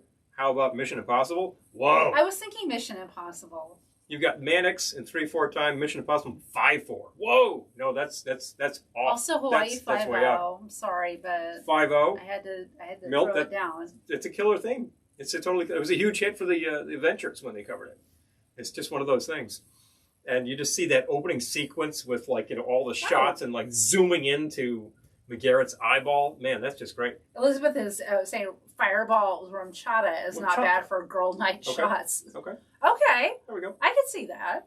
I will say that a shot that is just sweet plus sweet, I will want to throw some sour in. Kahlua, yeah. But you, do you. We're going to do another classic, and we're going to do another classic cocktail style thing, and I happen to have a cocktail glass right here, and we can make that happen. Here is one that you could make. I'm going to put this right over here because I'm a little paranoid about things. Oh, thank you, Satellite. I'm glad you liked it. Thank you. Yes. Oh, did we drop the Spotify playlist and everybody? Oh, I dropped it yesterday. Very good. It's a great list. I was listening to that 2 days straight in this very room, and I was very happy to hear the selections. There's some really unusual selections in Exotica there. Some artists that you might not think of, and the albums they come from are definitely worth checking out. So it's a good intro. It was a really nice one. Thank you. Gotta say. So I've iced my tin, and I need the gin, please. Here is a classic tropical cocktail that is in a cocktail glass, and I start with Gin? Yep. Yes, I start with gin. And why not the Dorothy Parker? This is a really Morton Stevens. fine product. Morton Stevens. Morton, thank you. Yes. Morton. That whole Hi, Dano. soundtrack album was one, I think it's one of the first soundtrack albums that was like straight from the show. It wasn't re-recorded.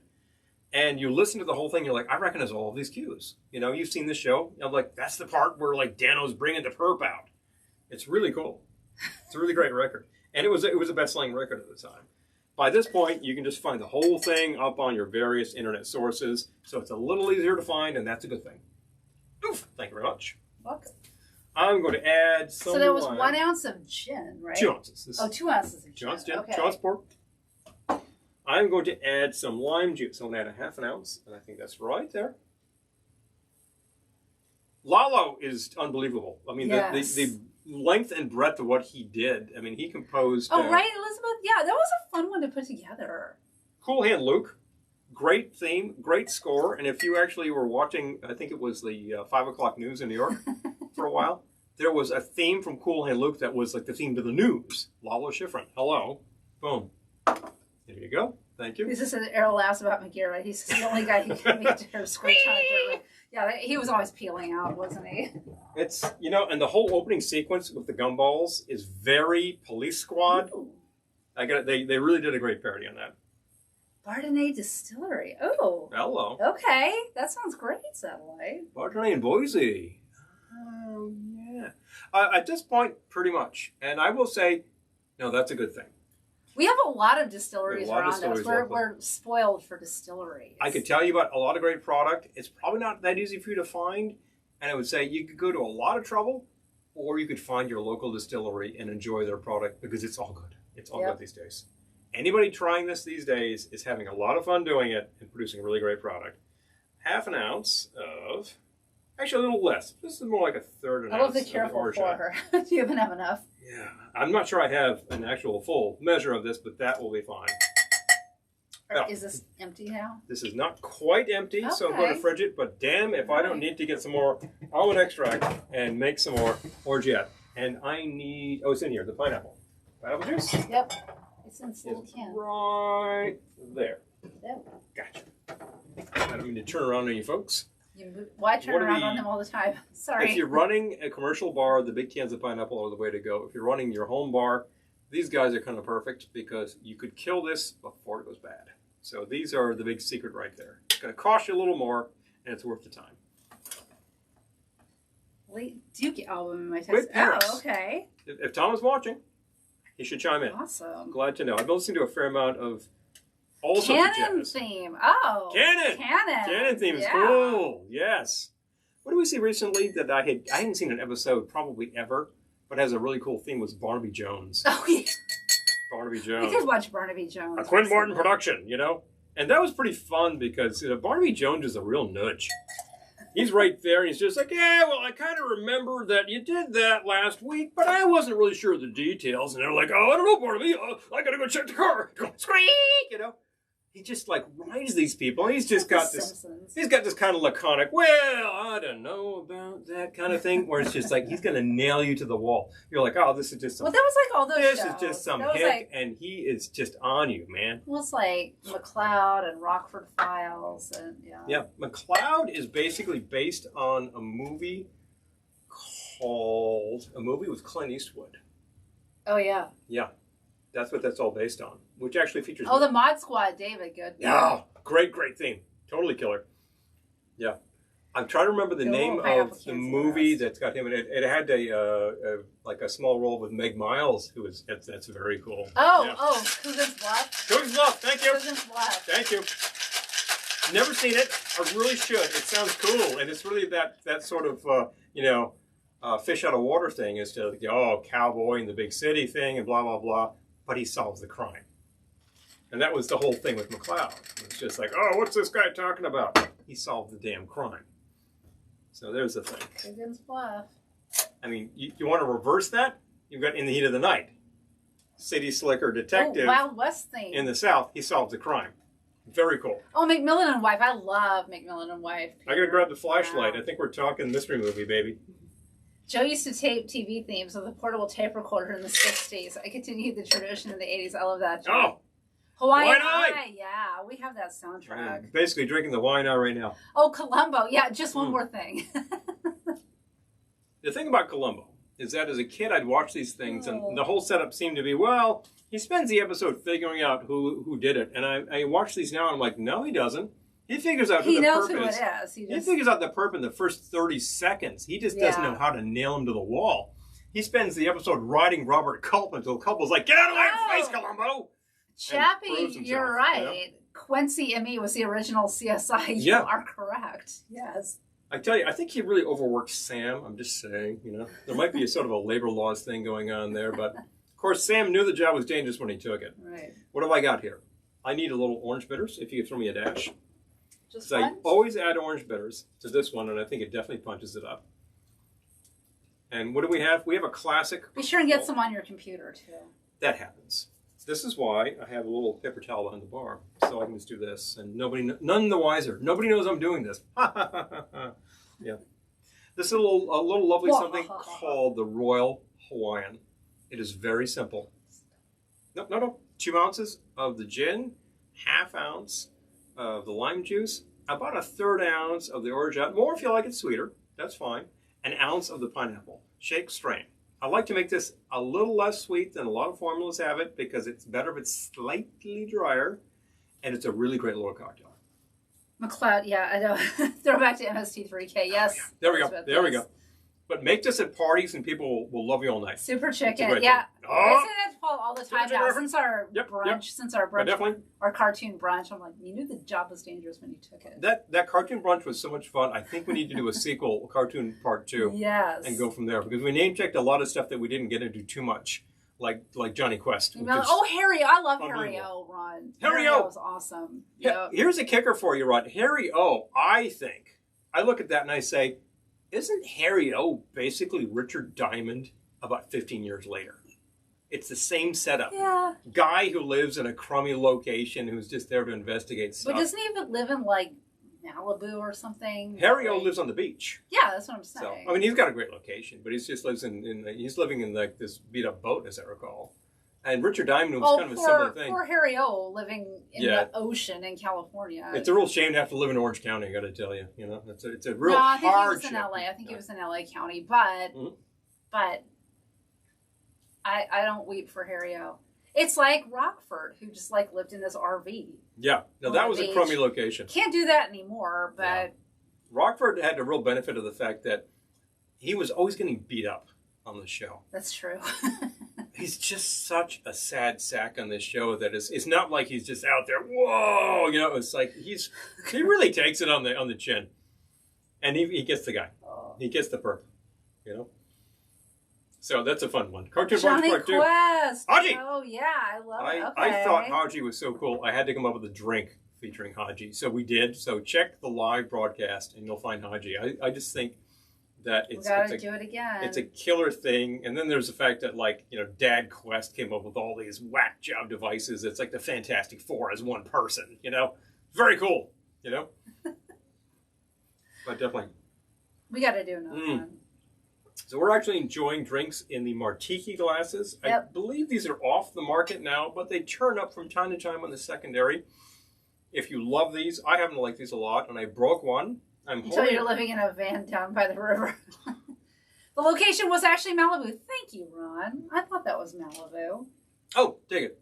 Dig it. I don't feel bad for anyone who's living in Malibu. I don't care what you're living in. No, you're doing fine. You're doing fine. Yeah. Fires and all, you'll come We should be making tiki drinks in another day. Yeah, seriously. Satellite, we were just talking about that today. You're right on it. We need an RV that we can restore. We did have another vote for the Johnny Quest theme, which is like, if Dana was still watching, do you think you could whip that up on guitar? Because I could whip up some organ fills on that. I think that is just one of those killer themes that is pretty... I wonder if it has lyrics. That's pretty much exotica, with the whole instrumentation and real heavy tom-toms going on. It's cool.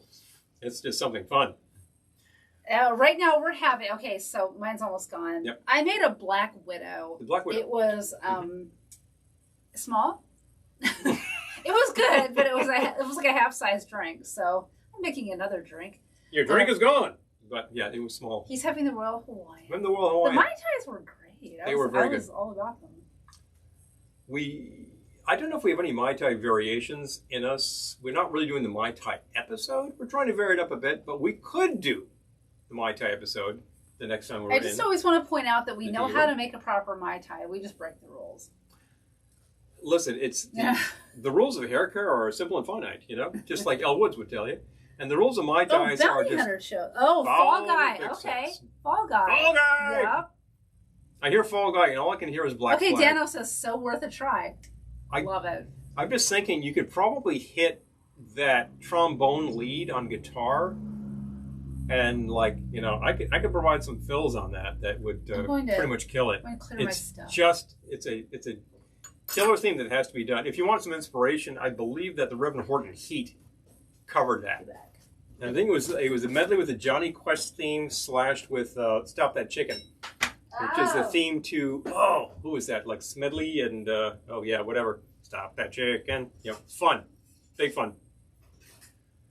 So I'm trying to think of what else could be done. I think we need to do a sequel, like a part 15 out here, if not part 556, where we just do Mai Tai variations and show you that you can go fairly off book without making a terrible drink, because there's a lot of places that you can ask for Mai Tai, and you'll ask for Mai Tai and you'll get a question mark. You're not sure what it is. I did that at a New York City location once because I like to stump people. Oh, you can make a Mai Tai? She thought about it for half a second and she proceeded to make something. That wasn't a Mai Tai. I think it had rum and it had juices. Yeah, can it? Oh, Magnum PI. So it was funny, you know. But I dearly enjoy that memory just because, you know, it's not like it was a good Mai Tai. I can make a good Mai Tai, you know. But so many places can. And so many places do it a little different. So we're good with that. Magnum PI just makes me think about Archipelago. Archipelago, which has the Shrine to Magnum. Oh, yes, and it's like under lock and key. So like, so people you can only see stuff. it when it's open. Yep. And I guess you can ask them to open it. I don't know if they always do, but if they're not too busy, it's like the hidden shrine. If they're not too busy, did somebody say Singapore Sling? I was almost thinking of making one of those. I could be persuaded. That is a classic, like, pre-tropical tropical. The Mai Tai was it pink? I wasn't there, actually. The one that you asked for that was not a Mai Tai. No. It was not pink. A lot of them are. And there's a very good reason for that. A lot of them are. There's a lot of very good reasons for that. Stop that pigeon now. Stop that pigeon. Stop that pigeon. Oh, Dano, I love it. I wonder if it has lyrics. Please. If you're I want to be involved. I don't believe that Johnny Quest has lyrics, although the theme to Star Trek does, the theme to The Odd Couple does, and the theme to Mission Impossible does. So think about that for a while. That's really Muttley. Thank you. Okay. So, you gotta find something else to make. I could do a scorpion, but we've done that on this broadcast before. Check it out and see what's what. There's always these like London sour kind of things, which is fun. I don't feel like scotch. Try it again. Try it. The reason that a lot of Mai Tais are pink is that back in the day, before anybody knew what was in a Mai Tai, and people were drinking Mai Tais on United flights, which came from Trader Vic's, which is really the Mai Tai that people actually got familiar with. So essentially, at the end of the day, let's not kid ourselves. The Trader Vic's Mai Tai is the one you're all aping. You know, people knew they had a drink that tasted like this, tasted like that, but nobody knew what was in it. So if you went to your local bar, particularly if it was a tropical bar, and said, "Could you make me one?" The bartender went, and he thought about, well, what flavors do I have? And he reached for what he had. He probably said rum, sour, and then where do I go? There's some almond flavor. What have I got? He had like a creme d'almond, which is red. And that's why they're red. And if you actually like put in an almond flavor and you thought it had to be red, but you didn't use creme d'almond, you probably put in a little bit of grenadine. Not a great idea. Not the worst idea. But, you know, that's what people had to do to fake it. I'm looking at... So that's the whole thing with that. The recipe that they're calling the original Mai Tai had 2 ounces of the same rum. Same rum. 17-year-old Ray Nephew, which has been off the market for about 50 years. Don't look for it. More. probably 75 years that's off the market. So you have to improvise and find things. And nicely aged rum will do the job well. Speaking of pink. You don't have to go crazy. I've done it with 5-year-old rum. I've done it with, we did it tonight with 12-year-old. It was really nice. Some people do it with 2 types. One this, one that, to get some nuances. Hey, go to town. Do we have 2 ounces of tequila? I don't know. But I don't think so.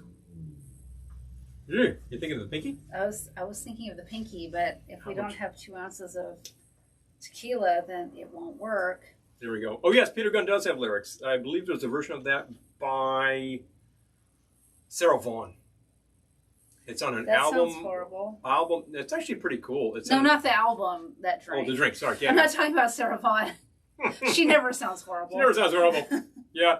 Album by Quincy Jones plays Henry Mancini. Oh man. Good record. And it's got the lyric version recipes. of Peter Gunn with Sarah Vaughan. That's very cool. There's a lyric version of the theme to Route 66 TV series. You know, 2 guys in a Corvette. And there's a version of that by a singer whose name escapes me. But she had a whole album with that. Okay. I've got it. I just have to go grab a couple of ingredients. I'll be right back. There we go. Okay. Fantastic Four TV theme. I think I was checking that out recently because I remembered that the 1965 series, that Marvel series, were uniformly terrible. Like the Hulk was just so bad, and it's just that the animation was so limited. It's almost on the level of Clutch Cargo, but not quite that bizarre. It's just like a lot of zoom ins on stills. It's terrible. And of course, you've got the theme to the Hulk, which is terrible. But then 2 years later, they do the Fantastic Four and Spider-Man has a cool theme. So, and the animation is very good. So that's a lot of fun. It's pretty psychedelic. Oh, I love Man from U.N.C.L.E. so much. Horn heavy. I love it.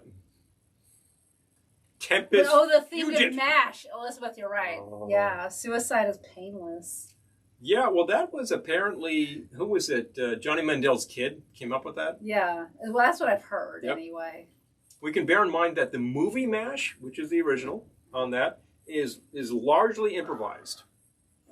It's like, go with an idea and then go with it. And apparently the writer of the book that was based on was just really pissed off because he's like, they didn't use any of my ideas. Well, you know what? You gave the base to it. That's Hollywood. And they went with it, and they came up with a little tale about a crazy Asian war. That's Hollywood. What am I doing? Tahitian Gold. Okay. Oh, you tell me. I have no idea. I'm still enjoying the Royal Hawaiian, which does have a very nice color and a very nice balance if you make it right. You could make this sweeter if you really like to veer sweet. If you're like, well, that's too sweet, back off on the amount of sweetness in this or just crank up the sour. You'll be fine. You know? Okay, so I'm going to try, I've never made this before, I'm going to try Tahitian Gold from Trader Vic's Tiki Party. Not Acapulco Gold, which apparently is legal in New York State right now, but we're talking not yet. Booze. They're going to make it legal. We're not talking intoxicants, we're talking booze. Let's go with it. 1 ounce gold rum. I'm going back to the Appleton. The old Appleton 12? It hasn't failed us yet. It's not going to fail you in any drink you do, really. Nope. The only thing I can say is if you're making something with 12 different liqueurs, that's a big beach drink, don't waste your time. Use clear rum. If you're making a Mai Tai, this is really good. That was more like 1.5 ounces, but... Don't tell. We're not. I could just drink some of that. You know. That's all right. No. I got it. I got this. She's on top of this. Okay, and 1/2 ounce fresh lime juice. Little lime has never hurt anybody. Yep. All right. And Adventures in Paradise. Great theme. Yeah. Very cool show concept. A little before our time, but they're available. Oh, I need the simple syrup back. Uncle has, I believe, 5 different versions from the TV series and the soundtrack album. They are all good. The very first one I love because 5/4 time. Again, great thing for a theme. Jerry Goldsmith.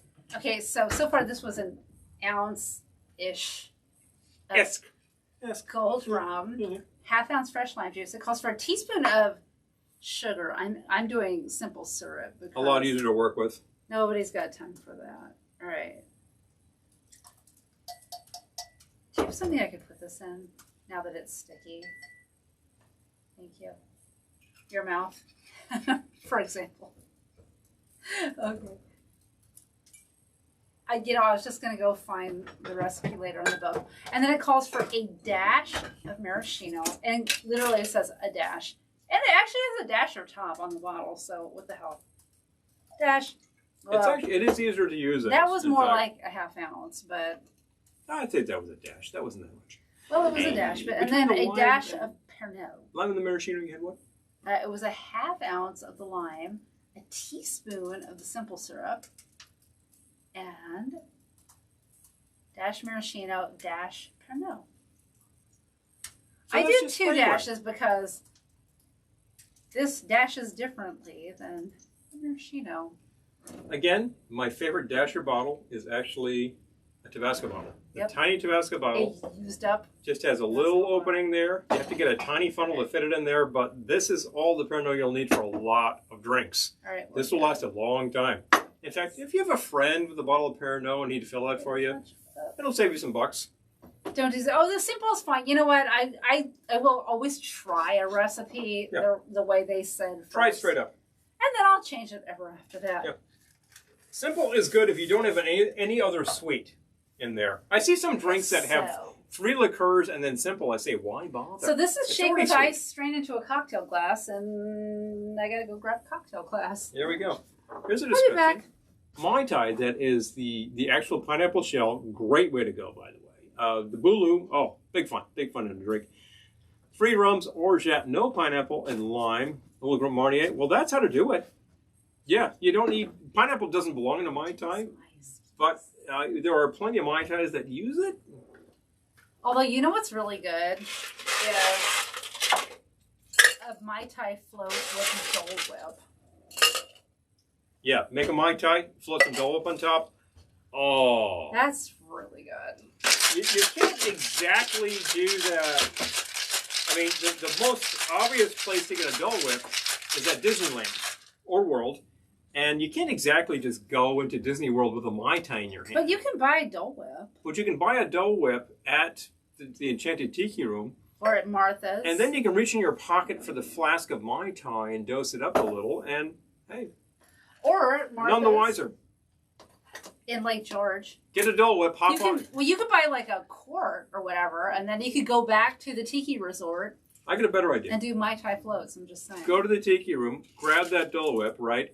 Hop on the monorail, swing yourself back over to Trader Sam's and say, grab the Mai Tai and say, hey, could you put a little of this on top of it? And bang. All right, so I'm going to use a little lime curl. I got them. Got a little lime. That sounds like fun. So this was Tahitian Gold. It was an ounce of the amber rum, half ounce fresh lime juice, a teaspoon... They said superfine sugar. I used simple syrup. A dash of maraschino and a dash of Pernod. Let's try this out. See what we think. Batman, live action superheroes. It's good. Batman sets the pace for your Kitsch shows, and around the Kitsch-en, we might appreciate that very much. We do. That's really good. Oh, that's well done. That's like a Don Beach drink. Yeah. Yeah. Yeah, that's really good. Uh-oh, vote for the prisoner. Oh, the prisoner. Man. Great theme, Ron Grainer. Very cool. I believe he also did the original theme to Doctor Who, the one with all the oscillators. I remember very specifically the theme from the 70s that was like very funky. It had a very driving bass line, but the original one was really just like harpsichord and oscillator. Weird, cool, very cool. And of course, Doctor Who is like Doctor Strange. Why wasn't there a Doctor Strange cartoon? There really should have been. That's like the comic book that said, here's how to do the 1960s. Watch this comic book. No, very cool. Way up, way up. Prisoner is a great theme and great themes and very, very far out. People still don't understand what the hell that show was all about. I like it a lot. So, what can I tell you? I love the prison. Don't get me wrong. Love it. Don't get me wrong. Don't get me wrong. But I don't like that you know how it's going to end. It's going to be back. Tony Stark, I was actually quoting recently about billionaire decides to invent a steel frame and become a superhero. that kind of concept. And then, of course, inspires a band from Birmingham to come up with a song about him. Now, that's really going all the way. Right. Why isn't there a song about Ant-Man? I'm just saying. Ant-Man. Oh, uh-oh. Mm-hmm. Thank you. Whoops. Casualty. Sorry, ladies. Clean up the bar. There was also a 70s cartoon with the Fantastic Four, but by that point, there was a problem with having the Human Torch on a cartoon series, and they replaced it with a robot, which is pretty obnoxiously stupid. So I don't recommend that, although I was a big fan of the comic book. So Danger Island theme. Oh, Dan, good one. that is so cool that I used it on a collection years ago, because it is a really cool thing. Yes. The show is the level of kids television that you would expect.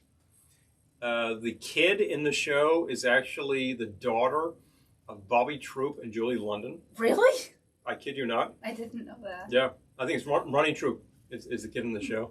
And, Shango, that's probably slightly racist these days, so, there might be a problem with that. But then again, it's a cartoon.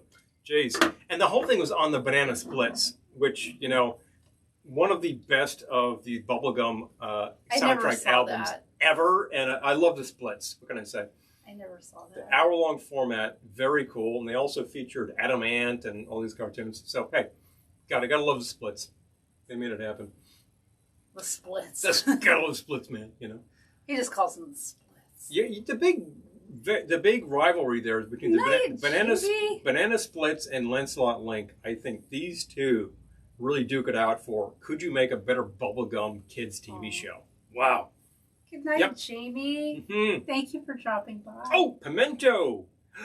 Pimento cheese. Wow. Make it happen. I want to go there, Jamie. Yeah. When this is all over, when these unprecedented times are over, I want to go there. We're here to make you a little fun, a few drinks. Oh, a rum Dole Whip. Yum. Yes. We have had a rum Mai Tai. Well, actually, a Mai Tai Dole Whip float. Dole Whip. Good. Because we get the Dole Whip mix. It's a powder. You mix it up and put it in your ice cream mixer. It's the people who make it for Disney, apparently. So. And it's really good. It's really good. Yeah, an ice cream maker is pretty cheap. It was definitely worth your time, and the mix is not very much. So, Danger Island was directed by Richard Donner. I didn't know that. What? I did not know that. Yeah, no, that's kind of fun. I love that Jack Arnold directed some episodes of the Brady Bunch. And not just Brady Bunch, other things too. But I'm like, wow, okay. It was a working director. He did these things. It's Liz Fair did a great version of the theme of the Banana Splits. Have you heard that? I don't think I have. Although a few years ago at Ahana, when we were there last, the band from Ohio that was playing did a song called Gonna Find a Cave from the Banana Splits album. And they did a kick-ass version of this song. And they're there in their video with what looks like the Mystery Machine. It is very cool. Oh, my God. Yeah. That is just all kinds of fun. They were great. I actually posted a version, not of that, because if I'd known that, I would have been filming. They did a couple of songs that I filmed at Ahana. You can check it out on the Captain Quad YouTube channel. And yes, he has his own separate YouTube channel, you guys. Music videos. Hi, Jack. That's all it is, music videos. I shoot people doing music. Great stuff. So I should throw a link in there for you all so you can check that stuff out. But they were very cool. So I'm trying to find I think your about channel. that. But the Splits album is thoroughly recommended. It used to be very rare. Now you can actually find this stuff on all of these streaming services. It's up on YouTube a million times, And of course, in the show, there were all these music videos for these songs, which is cool. I'm trying to find what? Is it Captain Quad? It should be. All right, I'll find you. Don't worry. Yeah, keep working. We'll be there. So that's recommended. The Lancelot Link show is bizarre, and it's got great voices. But it actually had chimps playing instruments, which apparently was not as out to lunch as you'd think. But the songs were all written by just Hollywood people, and they're cool. Very, very great record. I've never seen this record. I can't find your channel, man. Sorry. Well, maybe I'll try. Can't be that hard. Try in Safari. I'm just saying. I'll try in Safari. Try in Safari. Let's see how far we get there. Let's see how safari we get there. Maybe it's 2 words. I don't know. You can't do 2 words. Well, you could do an underscore, but you can't do 2 words. Well. Look at how many Captain Quads there are. I actually found the second result is my video from 12 years ago. So but it's under our channel. True. Wait a minute. I've got it. Captain Q. There we go. Got a bunch of... You want to talk... 7.3K views? I tell you, put up a video with, pretty gals, and away you go. That's so sexist. But hey, what sells, fellas. What can I say? Let's drop this on you. Here's the Captain Q page. If only I was doing pinups, then our channel would have 1 million subscribers. Wait a minute. That sounds wrong. Live music. I shoot live music because I love live music. And I think knew that the he people, would be pimping his channel on this broadcast? I don't make a big deal about it. I just shoot a few things, and I put them up there for you to enjoy. I love the bands that I see. I love to put a little video into it. I actually cut my teeth on documentary film with music festivals, and that's all kinds of fun. So. All right. So, okay, you just. He's posting his channel under live music galore. Mm-hmm. Oh. Sesame. Wow. Hello. Clover Blob. Hello. Good to see you. Jazzy Spies. Oh, awesome. So here we are on YouTube. On Sesame Street. No way. I gotta look that up.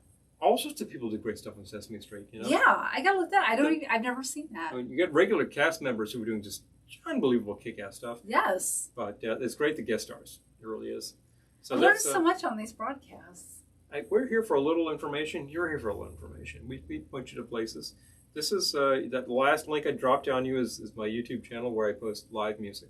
I do not have any advertising, and if it turns up on you, let me know because I'm not making any money on it, and you shouldn't be watching ads. If a band can monetize your content, they can advertise on your channel. Well, I suppose that's true. And if the band makes a few shekels, okay, fair enough. I'm just there to promote the bands, and when I do it, I think they appreciate it because I thought the performance was great. You should see it. You should check out these bands. Aubrey just subscribed. You got another subscriber. Thank you, Aubrey. Thank you, Aubrey. Thank you. You can check out my most popular video, which apparently is the Surfer Jets, and it's very good. I like them a lot. Oh, the Smith says thank you for the link. Hey, yeah, you know what? Please. If you like beautiful women and great music, they're a lot of fun. They're a really fun concept. The visual thing is great, and they play well, and they choose very good things to cover. So this is very cool. There's a ton of surf bands out there. Sometimes it's a little hard to tell them apart. You can tell these gals apart. So that's very important. And I posted a lot of stuff from the Asbury Park Surf Music Fest. There's a plug. We actually recommend the event when it can run, because right now everything is in the air. But it is a very cool festival on the East Coast. It's in Asbury, New Jersey. If you're fans of rock history, you'll be like, wait a minute, isn't that where the boss got his start? Oh yeah, same old Asbury. And there's just some really, really cool things there. And it just gathers all of these great bands go and play at this festival. I was never in Asbury when it was terrible. I mean, I've heard that it went really on the rocks, but I never was there then, so I don't know.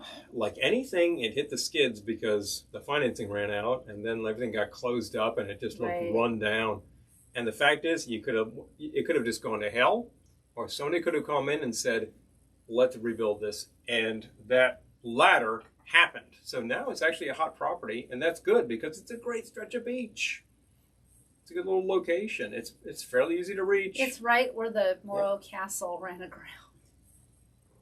And fantastic disasters of nautical history happened right there. I might have just found the theme of next week's live video. I'm sort of this is gross, and I know it, so you don't have to tell me, but I'm sort of a shipwreck buff. Well, so I don't know, maybe. Oh, and we're coming up on the Titanic anniversary. It's April 12th. Am I right? We might need to do a Titanic/shipwreck live video next week. Boy, are we going to be hitting the classic cocktails for you. And do we have the cocktail books that could take us there? Yep. Oh my gosh. gosh. We can make it happen.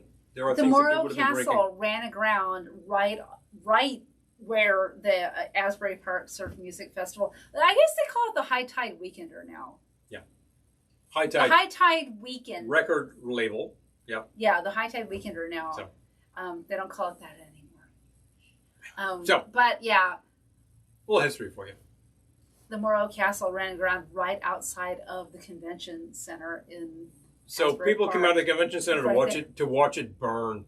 I mean, people got off the boat, they were taken away, and then the Hulk just turned to dust. Oh, it's just such a terrible thing. But disasters happen. Oh, hi, John. Oh, my Hello. gosh. John is here. Hi. Hey there. So good to see So nice to see you, friend. So nice. What a Titanic idea. Oh, my gosh. Yep. Okay, all right. We're doing it next week. It'll be our sickest broadcast ever. Definitely. But you know what? Big vote from Lisa. I'm tired. I'm tired from the pandemic. I just want to do a I got to do something, video. man. I'm freaking out. I just want to do a shipwreck video, you know. Peter remembers Asbury and the Skids. Ugh, it was bad. I was never there then. When I was a kid, I remembered Providence, Rhode Island on the Skids was just a Rust Belt town. It was so sick that they basically walled over the river. Like you didn't know that there was a river running through the town because it was completely bricked over. And then by the time you get to the 1990s and suddenly the river isn't that polluted anymore because all the factories moved off, then somebody said, let's actually uncover this. And then they've got something called firewater and they're doing all these events on the water. Wait, John says it's fun. Their dad saw the Morro Castle burn. No way. Oh my God. Asbury Park. 2020 was a shipwreck. Abra, amen. Hello. Amen. I think you named it, Abra. Like right there. It was. You know, you said it, and I can't say nothing else. Oh my gosh. Okay, we're doing it. Here's the funny thing. You know, you're saying your father actually saw the Morro. We know a friend of ours' mother told us that she saw the Hindenburg fly overhead. Yes. And I remember thinking at the time, I'm sort of obsessed with the Hindenburg too. But... And I'm thinking to myself, look, the Titanic is one thing. It had one flight. Oh, and Southside Johnny, Elizabeth says. Bingo. Yep. Bingo. Absolutely. Yep. Oh no, that's the thing. He's definitely an Asbury. Oh, Dano says the Park River is still buried under Hartford. Oh. Yep. Because Hartford, you know, another industrial town, a big firearms town, if I recall. That's the other big industry in town, outside of insurance. I guess if you're going to sell firearms, you should sell some insurance. But the this one. I'm just telling you. I'm just thinking. I'm just rambling here and thinking of things I've seen along the way to Hartford. He's free associating. But oh my gosh, their dad. Oh, the McDonough. Hindenburg. Their dad saw the Hindenburg too. Oh my God. Here's the thing. A lot of people think that you saw the Hindenburg on his last voyage. It ran for an entire season in 1936 successfully. Its second season, it made one flight. So you know what? You can do very well until you tank. That's the case with a lot of things. Well, you know, the Titanic failed on its maiden voyage. Didn't see it burn. You would have had to be actually in the landing site, which is, I'm forgetting. Lakehurst? Lakehurst Air Station. Is it Lakehurst? It's Lake something. Lakehurst. I want to say You're right. Lakehurst. You're right, Lakehurst. If you actually look that up. I've had a couple of drinks. You look that up on Google Maps or any sort of mapping function and take a look at the air station there. Yep, Lakehurst. You'll see a couple of very large sheds. So apparently the Zeppelin hangars are still there. That's pretty cool. I'm just saying. And there's a big memorial to the Hindenburg because they torched like mad. Joe, your dad and I sound like kindred spirits. What else did he do? Did he see like fantastic pileups on I-95? I'm just wondering about that, you know? We knew a guy, sadly, he passed probably, I don't know, at least 10 years ago, who, when he was a small child, when the Normandy capsized, he and his whole family drove down to see it. Went to watch. Yeah. Because it was there wasn't a lot to do. Then it was wartime for a family. You were very restricted, and like a massive, fantastic ocean liner was on its side in the I believe it was the west side. West side. Yeah. On the west side. Yeah. So they just, like the family would pile in the car and go look at the Normandy on its side. It is one of those great tragedies of luxury liner history that some moron decided to do whatever they did, and they just screwed it up, and it was just salvage at that point. You can see pictures. It was beautiful. And it's an era that was very short-lived and probably culminates in the World's Fair, where all sorts of things were delivered to you, like FM radio and television. Big fun. All right, I think it's time to get a little more illegitimate. Shall we? Shall we go off book? I don't know. I was thinking, if you've seen Victor Victoria, when she auditions and she's singing her little aria. Well, I have a legitimate She's voice. like, as you can see, I have a legitimate voice. And he says, yes, well, you can see, I'm looking for something a little more illegitimate. I think it's time for something a little more illegitimate. What are you thinking? I think you need to hand me a beer. Shall we go off book? Yeah, Is Michael still beer here? Day. It's apparently Great Beer Day. So I don't think he's here anymore, but what that's not going to stop me from ought to do the job. You making can a beer drink. There are all sorts of great beer cocktails, some of them from us. We worked with beer as a base many times, beer as a topper many times. Okay, your dad did not Good see thing. the Normandy. No. He might have been a little young. Normandy actually was later than the Hindenburg and the Morro Castle, so frankly, he could have seen it. True, He could have. Yeah. And he was in Brooklyn at the time. I'm surprised that somebody didn't just drive around and say, let's take a look. I know. Oh my gosh. I know. Whoa. Do we need to do it on Monday or? We can do a thing. We can do a thing sometime. Okay. But definitely. Boom. So. I don't want to be too lowbrow. I mean, we did a Mai Tai this evening. I'll take a little beer just to have some. Yeah, I was thinking dry. a beer to have some beer because. Thank you. That's good. That's good. I don't want to be too lowbrow because we actually do know how to make an actual Mai Tai. You're thinking of a beer tie? Well, no. No. We can't do that because if we did a beer tie, the fabric of time and space might rip. I don't know. Maybe it wouldn't. All right. You must find a live violinist to play till the end. If you know a violinist who wants to come to our house, I will absolutely make that. I'll socially distance. It's fairly well documented that the band was playing until very late in the pitch of the ship, and I got to tell you, was it like Alexander? If you're working for about 12 shillings a month at that point in time, they're not really paying you enough to play till the end. That's a sense of honor that goes well beyond. I love it. I think I would have been like, guys, this ship is completely going down. I'm out of here. All right. See ya. Bye. Against my better judgment. But you did consider this, and you're still standing, so clearly. No, it's not that. It's like, do you ever want to be taken seriously as a mixologist again? We've made, I think, 6 legitimate drinks. No, maybe 4 or 5 legitimate drinks already. They're real things. We know how to do it properly. Obviously, we vary just a bit. It's not crazy. I'm not talking about putting guava juice in your Mai Tai. You have to know the rules in order to break them. But you have to know the rules in order to break them. So I'm thinking of breaking them. Go to town. All right. A Night to Remember is wrong. However, if anybody can name that, that's a bit of trivia. It's right there in the book. Okay. Yeah, that's Hold it. Well, if you hum it, then it's not really guessing. If you're going to guess a song that's 150 years old, that's actually pretty good. I'm just saying. All right. Should I do beer ties? I can't decide. Do I ever want to be taken seriously again or not? Excellent choice, John. That would have been perfect. You can do whatever they want. Hello, Jennifer. Boom, done. Jennifer, near my God, did they correct? All right. All of the highbrows on the ship who survived, and I'm not sure why the gentleman survived, but they did, claimed that was the thing to a man. And I think, well, that's very good for you I'll guys. Be back. And that's like any of these legends. That's very convenient. But the simple fact is, I don't think anybody knows. because it was a disaster of fantastic proportions, and nobody was taking that kind of film at the time. If only somebody had a selfie phone, they could have actually documented all this stuff. It was a disaster. I'm doing Paul Lynch right now. Morning After. That's the song, John. Definitely. Definitely. To be morning after. Do. I believe Joseph is not actually signing off. He's just quoting, and that's entirely true. Gentlemen, it has been an honor to serve. I can't believe that. Yeah, I know, right? They kept playing as the ship sank. Guess what were they going to do? But well, we're talking an era where your service staff definitely had a sense of service and honor.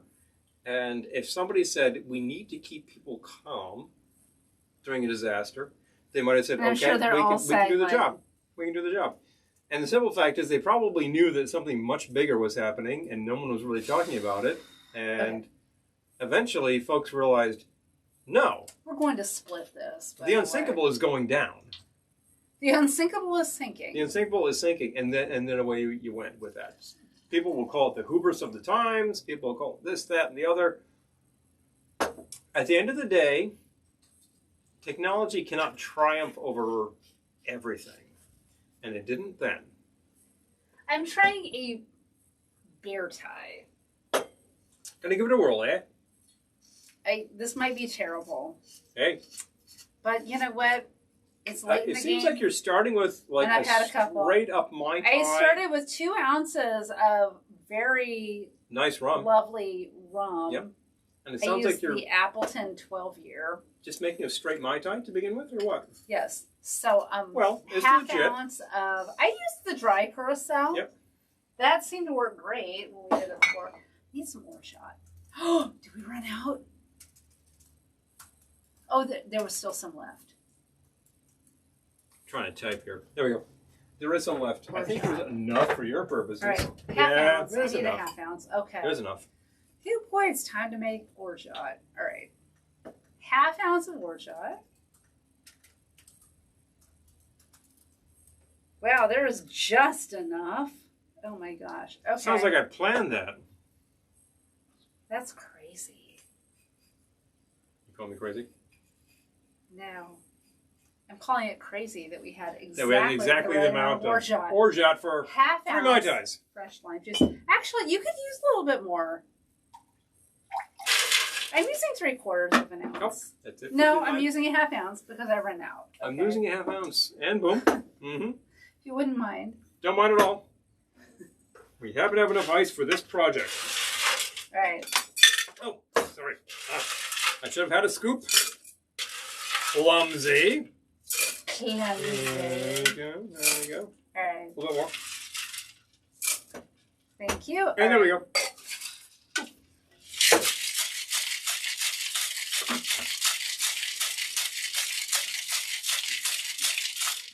All right. I think that's good. All right. So. Ginger beer. Oh, ginger beer. Yeah. You know, that's not an impossible topic. That could be like, if you used a little bit, that could be a really interesting variation. Yep. Dry is really good stuff. Oh, right. John is dry. I love the really dry. Good stuff. The dry is great. Okay. Is this clean? Because I'm using it. We have a double old-fashioned glass from Den of Sin. Den of Sin. Let's use it. Gotta love that. Yep. Gotta love that. Okay. Titanic episode of Time Tunnel. Yeah, I think I remember seeing that like at least half a week. So I'm pouring. I left out the simple syrup. It's a crazy show. I left out the simple syrup. It's a crazy show, but it's a fun show. Yeah, it's one of those Irwin Allen specialties. I love me some Irwin Allen. Okay, so I poured with the ice into my double old-fashioned glass, and I'm going to add just a tiny splash of beer. It smells like straight up Mai Tai to begin with. Just the barest splash. So you're just doing a chopper of beer. The barest splash of Not some lager. Crazy amount See what of happens. things. We've all been in places where they give you this fishbowl-sized thing, and they grabbed a whole land shark and poured the whole thing in. How was that? That was probably the fine. barest splash, and I enjoyed it. That's very good. See? Yeah. The actual base drink is totally dominating that. Yep. Yes. Oh, that's a great idea, Ron. You could watch on Chromecast on a big TV. Pardon me. And you could comment on your phone. Or you could have a laptop there. If you have a desktop that's proximate. I'm not saying you have to like do this all in one room. That could be difficult. But if you have an ability to do both platforms, because we're broadcasting on 2 platforms right now anyway.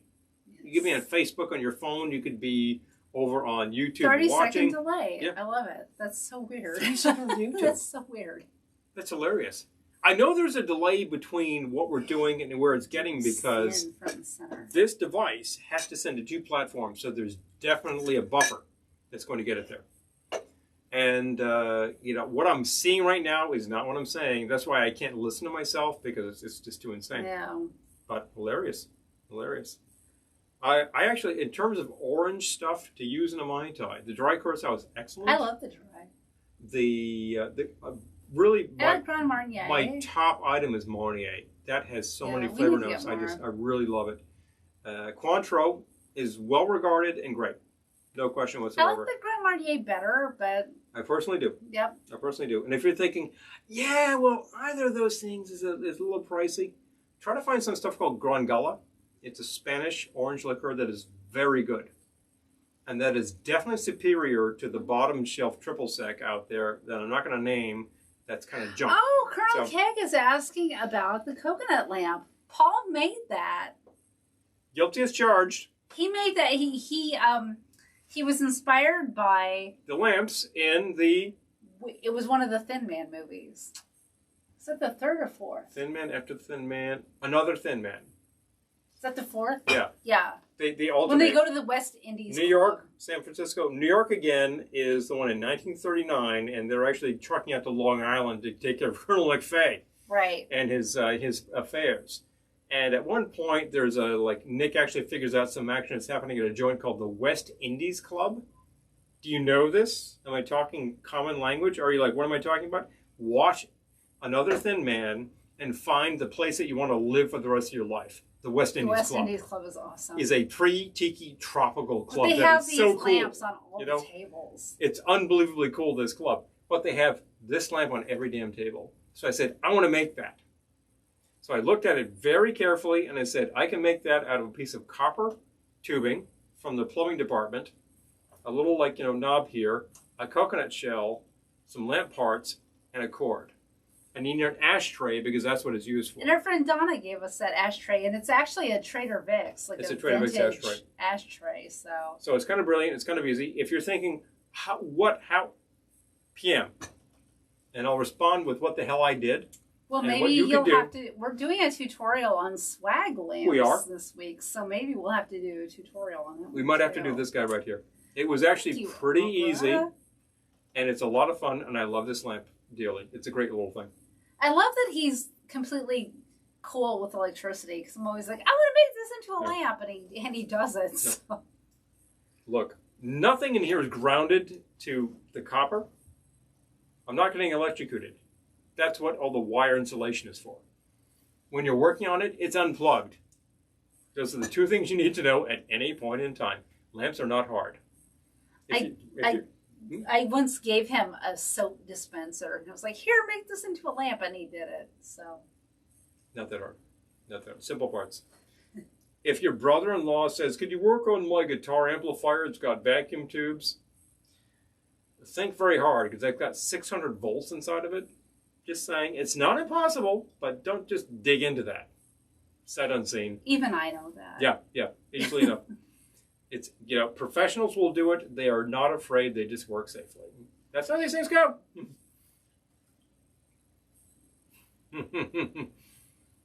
Oh, I know. You do have to, you got to do a video. You got to do a video. I don't think it was that hard, was it? It was not that kind of hard. I think the hardest thing is getting the coconut to cut in half well. Yeah. And at the end of the day, your best bet is to take it into a miter box with a miter saw and saw it in half. That's all it takes. It sounds like a lot of work, but it's just, wear gloves. It's just a certain amount of concentration and a pretty straight line. That's all it is. Because I did one recently and it worked very well, but the coconut cracked a little, so I couldn't use it. So. Oh, John does do all his own lamp work.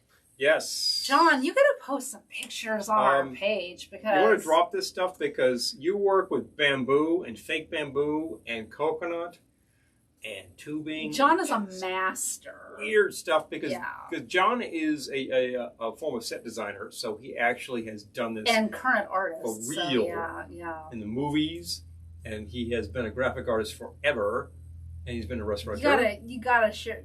It's pure inspiration. And you do cool things, my friend. So very cool. Big fun. I was just thinking, we bought a chainsaw.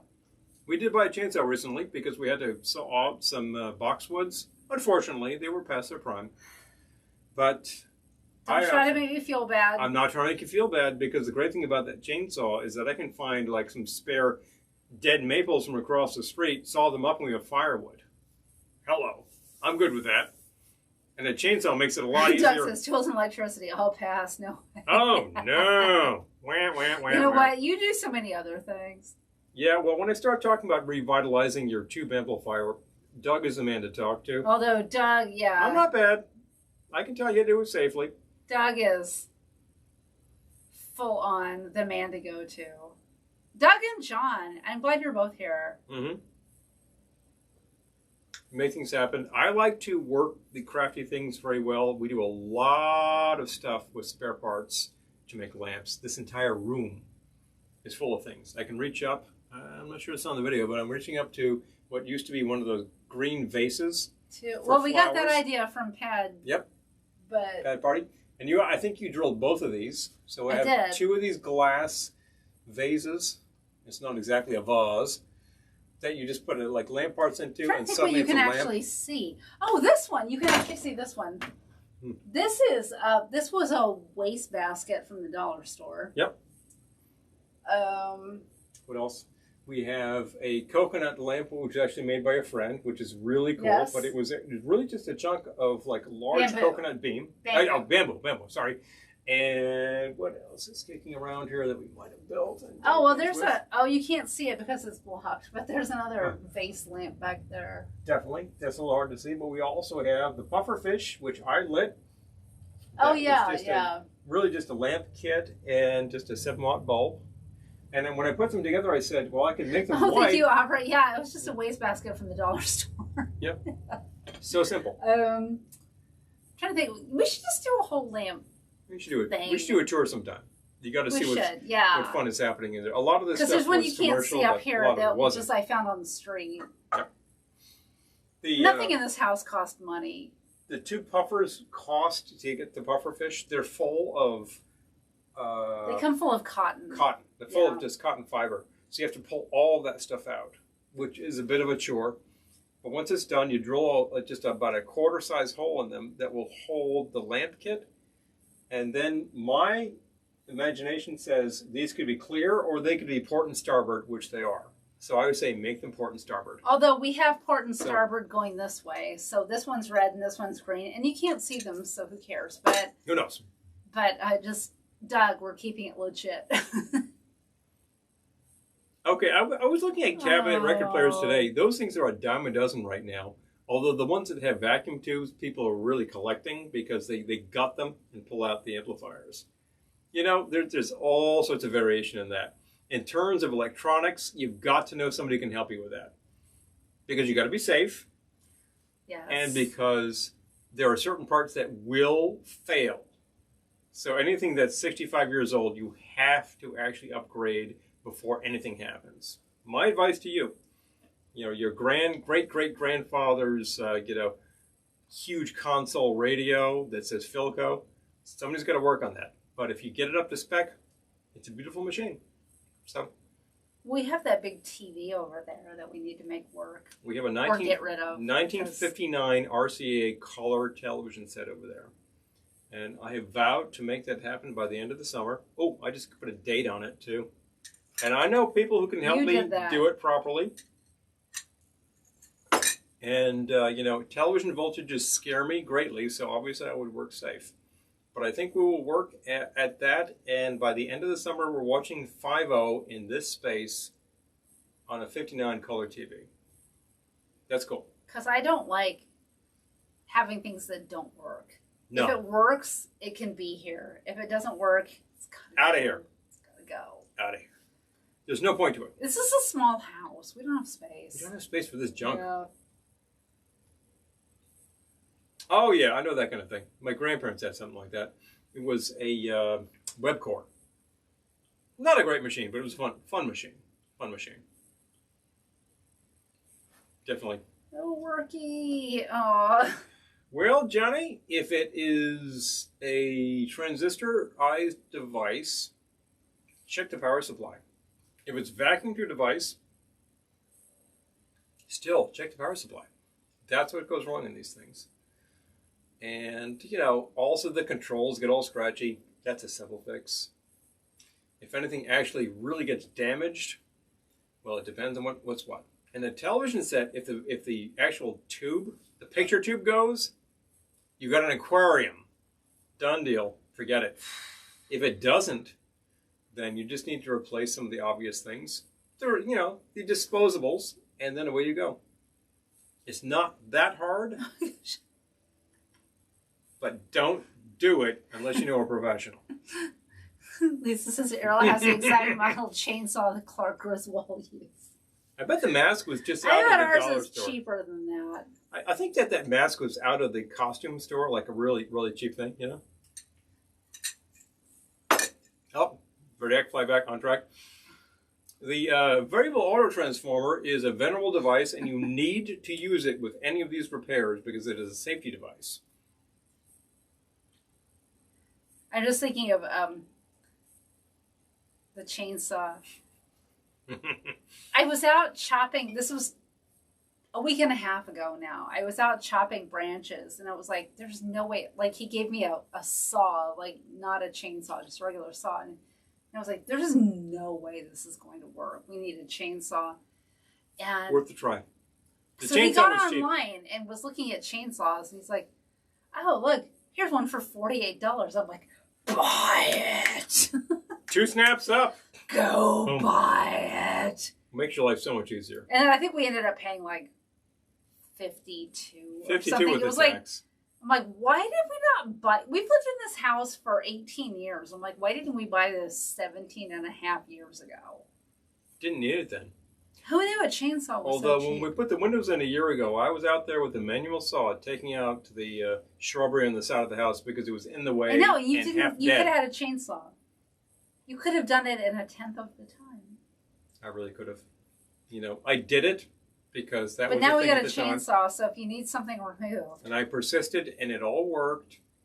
But at the end of the day, a chainsaw would have been kind of a nice thing. It's an electric chainsaw, so it's not as expensive as like the ones that are cordless, and it's fine.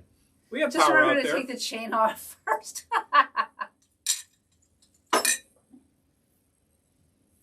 Oh my gosh, Oh, John, yeah. I love it.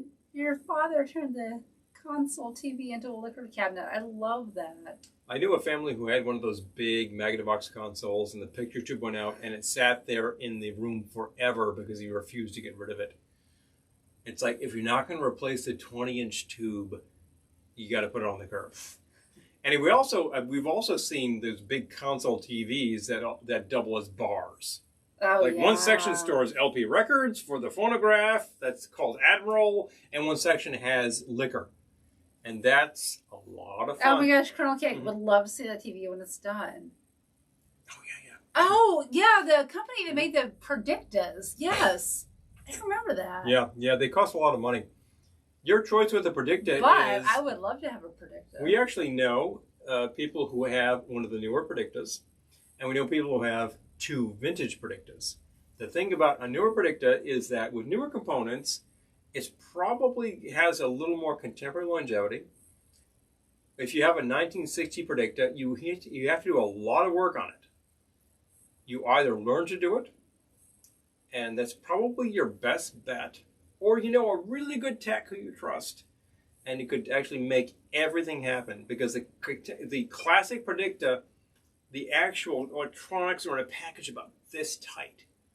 It's all that heat. It's really rough on the electronics. And some of that stuff just has to be replaced because it's just baking itself constantly.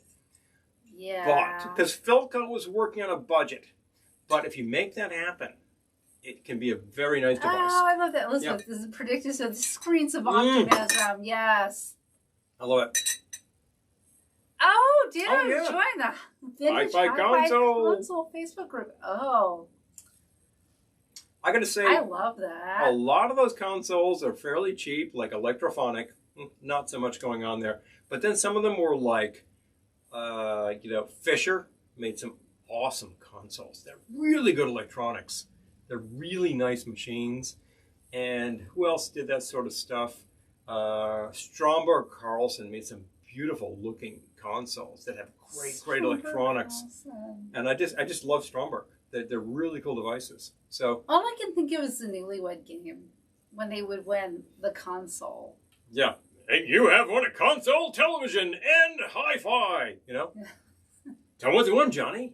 And he would tell you all this stuff, Olsen. And it was always like a Magnavox or a Sylvania, that kind of stuff. Yes. No shade on those. There's a lot of great Magnavoxes out there, particularly the tube stuff, and all that. And you can find that stuff was a dime a dozen because they're huge and heavy. Nobody wants them. So, hey. Oh, cool. Oh, congratulations, David. That's great. Thank you for thanking us. Yes, thank you. I can't wait to check it out. On occasion, we have been good inspiration for what you do. And I say, we try. Keep doing what you do because great stuff happens out of that. And that's my quote for the day. I love it. Just keep doing it. I'm looking forward to checking it out. Oh, yeah. Excellent. Yes. Excellent. Oh, that's thank good. you. I remember you asked for specific, advice on specific tracks on those albums. I'm glad to be able to provide it. I'm glad it worked. Because, beautiful voice, great selections. The recordings just sound stellar. Yes. So that's good stuff. We're talking about consoles and console TVs. This was the rage back in the day, a big piece of furniture. A lot of times you'll find some vintage electronics that just don't have a case, and they'll say, what happened to the box? Because it was in a console. I've never done that.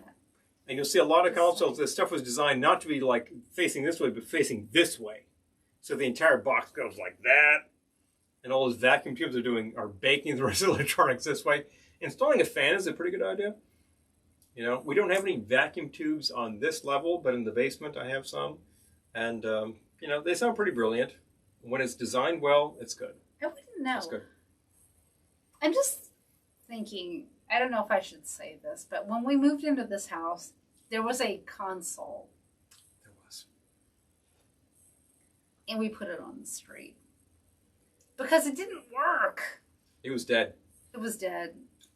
It was either a Sylvania or a Magnavox television console, no stereo.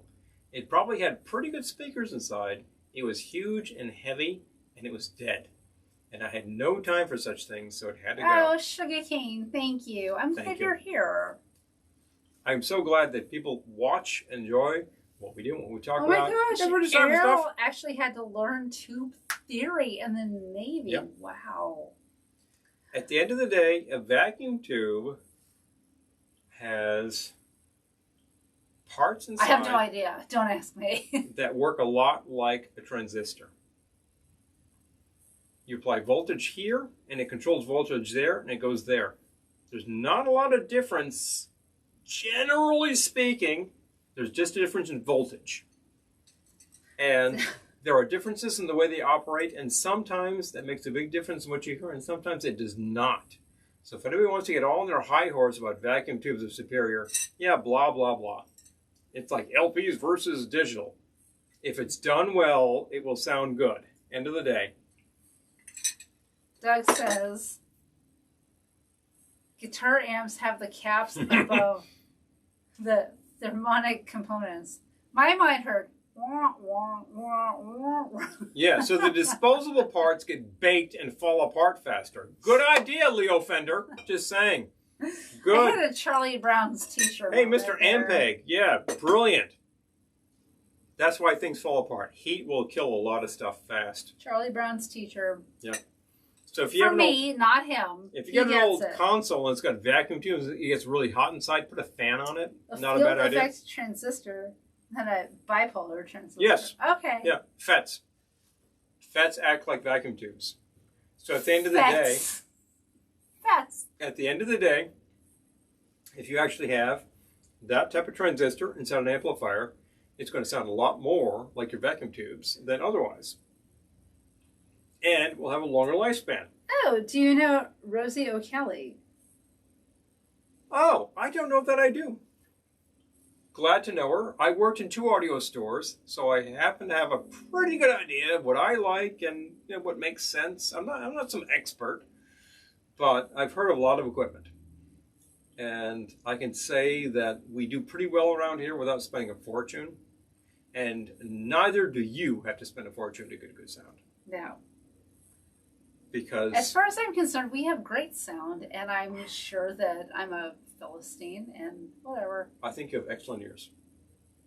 Thank and you certainly have good taste in music, and that is much more important than what the audio quality is. I think so.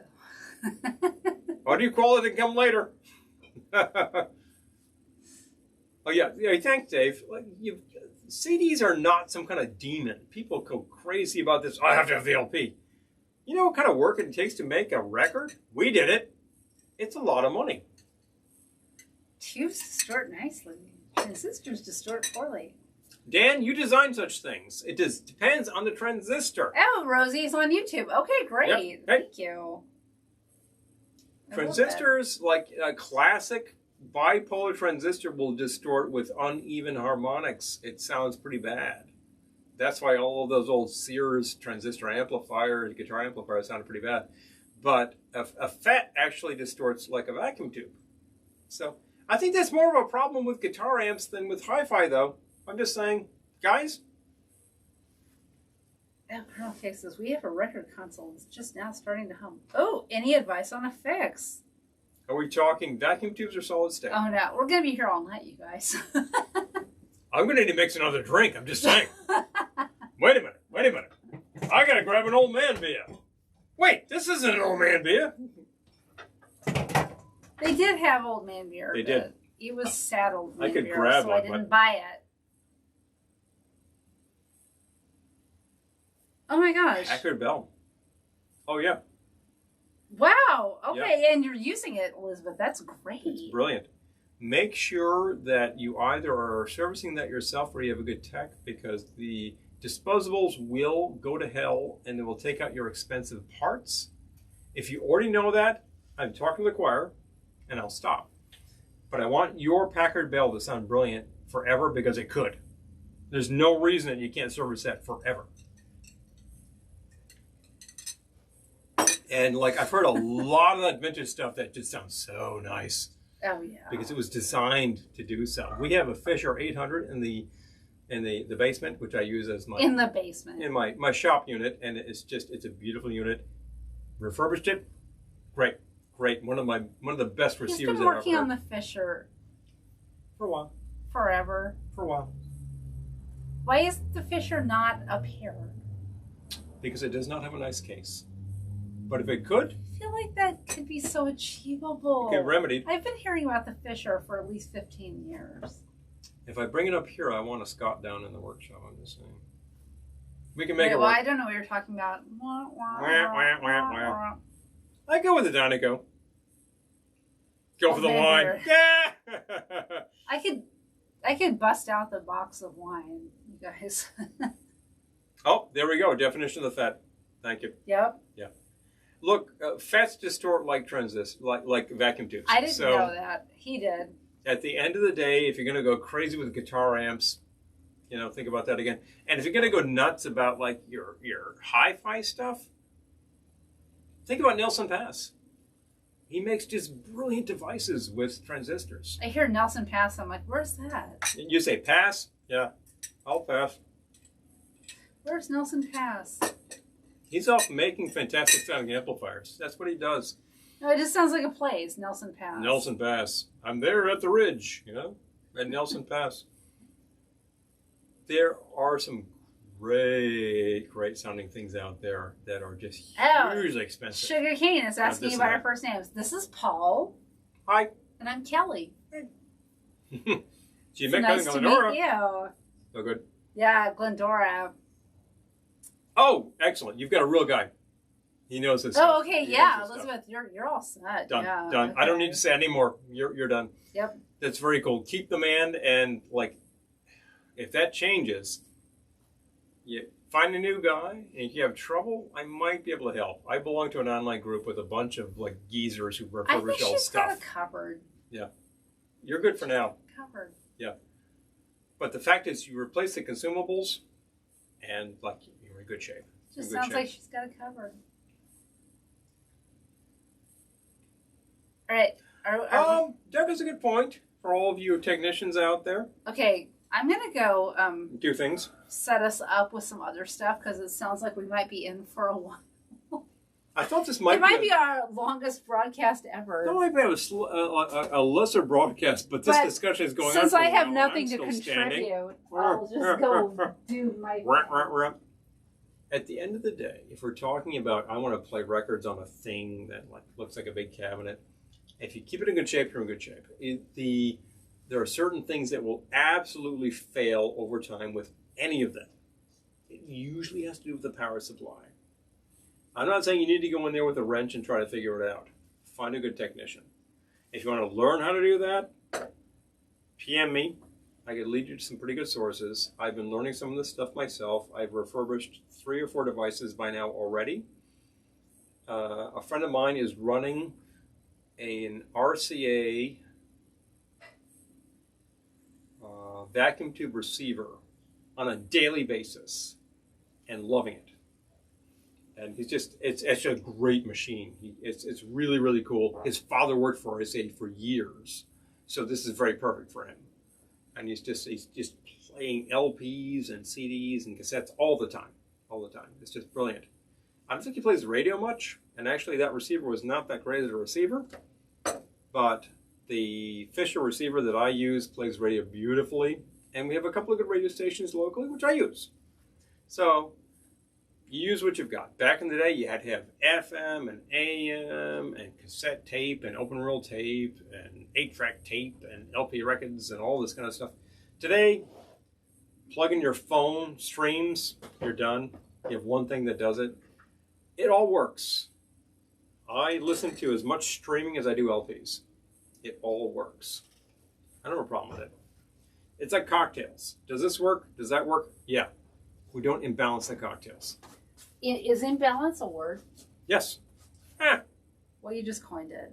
Well, I did anyway. I'm gonna get rid of this. And boom, boom, boom, boom.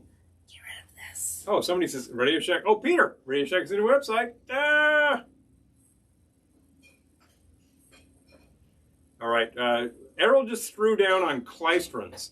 Well, if Errol wants to actually join the discussion and talk about what we're talking about here, then I'll talk about decatrons. But I'm not going to do that willingly. You'll do it unwillingly? I will do it unwillingly. I really will. Wow. I'm just going to step aside. I'm going to have me some extreme ghost pepper nuts and listen to this conversation happen because I probably would have logged off about 20 minutes ago. Here's the late night crowd where fun stuff happens with electronics. I'm just saying. I'm trying to think of what else is a lot of fun. Nixie tubes. Anybody want to talk about Nixies? Those are really cool.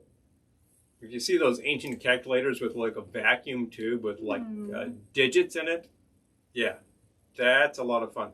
Though they made a gazillion of those back in the day, and you can find a lot of them on the secondary market, and some people are making clocks out of them. So you have like 6 vacuum tubes that display the time. Well, that's fun. I support such things. I think, who was it? One of the guys from Apple Computer actually had a watch. Nuts are hotter when you have a bunch at once. Yep. Slow down. Careful. Stop that pigeon. Nixies are not pixies. And nor are they those like meter tubes like you see in cap checkers. So. Oh, this is Errol. Luciman Radar says, okay. Yep. 17,000 volts, I believe that.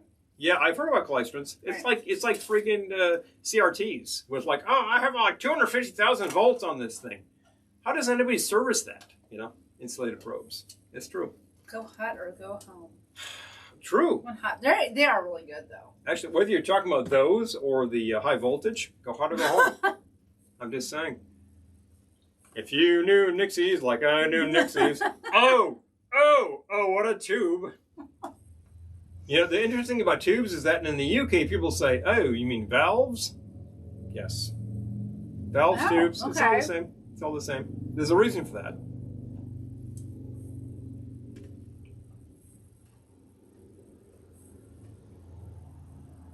I have no idea what's going on here.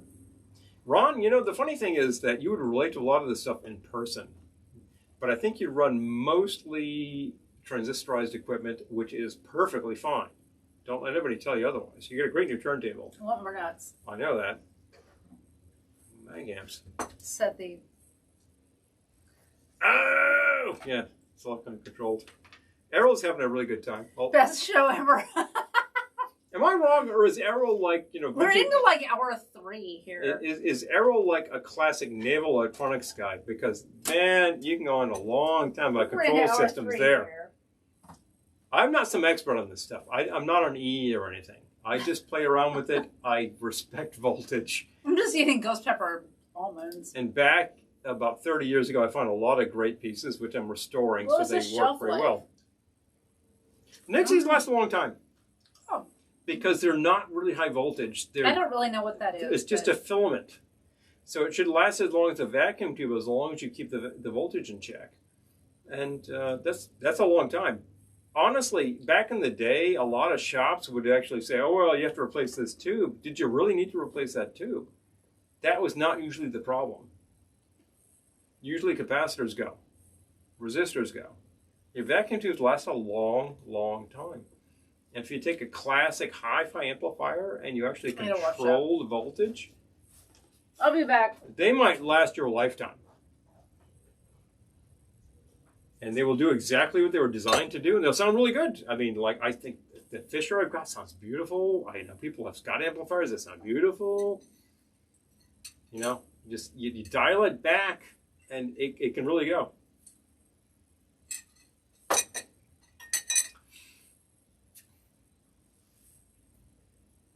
Ooh, Closet Classics from MTV. Hello, MC for $500. Well, that may be the big bargain of the day. The great thing about all of these vacuum tube things is that by now, all of the schematics are online. So if you want to just build it yourself, find the parts, find the tubes, and build it. I have done that myself. Not tube electronics, done with transistors, and it's not that hard. It's just some labor, you know. Yeah, it kind of does. It kind of does do that, Errol. Which is why your layman shouldn't be opening up parts. You should find a qualified technician. I will always say that. The legal department. The legal department says what you need to do is actually not do this. What you need to do is don't do. But there's voltage and voltage. I mean, your average device out there, like your VCR, has like 24 volts inside of it. It's not crazy. Tube amplifiers have like 350 volts. That's lethal. Oh wait, is Kelly a graduate of some acting school or is dad a gift? Oh, I'm a graduate of National Shakespeare Conservatory. Believe it or not. Actually, Nixie Tubes and Ghost Pepper Nuts. Bingo. Oh. Oh, dust on the tubes. Generally speaking, you want to clean your old tubes because you don't really need to smell the dust burning. Great candle. But I know that smell. I know that smell too well. Is that magic smoke? No. Okay, I don't. Magic smoke is when you actually don't replace parts and the smoke goes out of the tubes. Oh, you let the magic smoke out. I tell you. Magic smoke. Be right back. Wait, no. I got to figure out what else to do. You can't leave me here in the midst of the discussion about electronics. I have no idea what I'm talking about. You don't need to talk about what's inside. You need to talk about what it looks like. Okay. So, Paul has thrown me under the bus to talk about vintage electronics, a subject about which I know zero, except what I like. And I always love it when I go into someone's house and they're like, oh, let me open the hi-fi, and it works.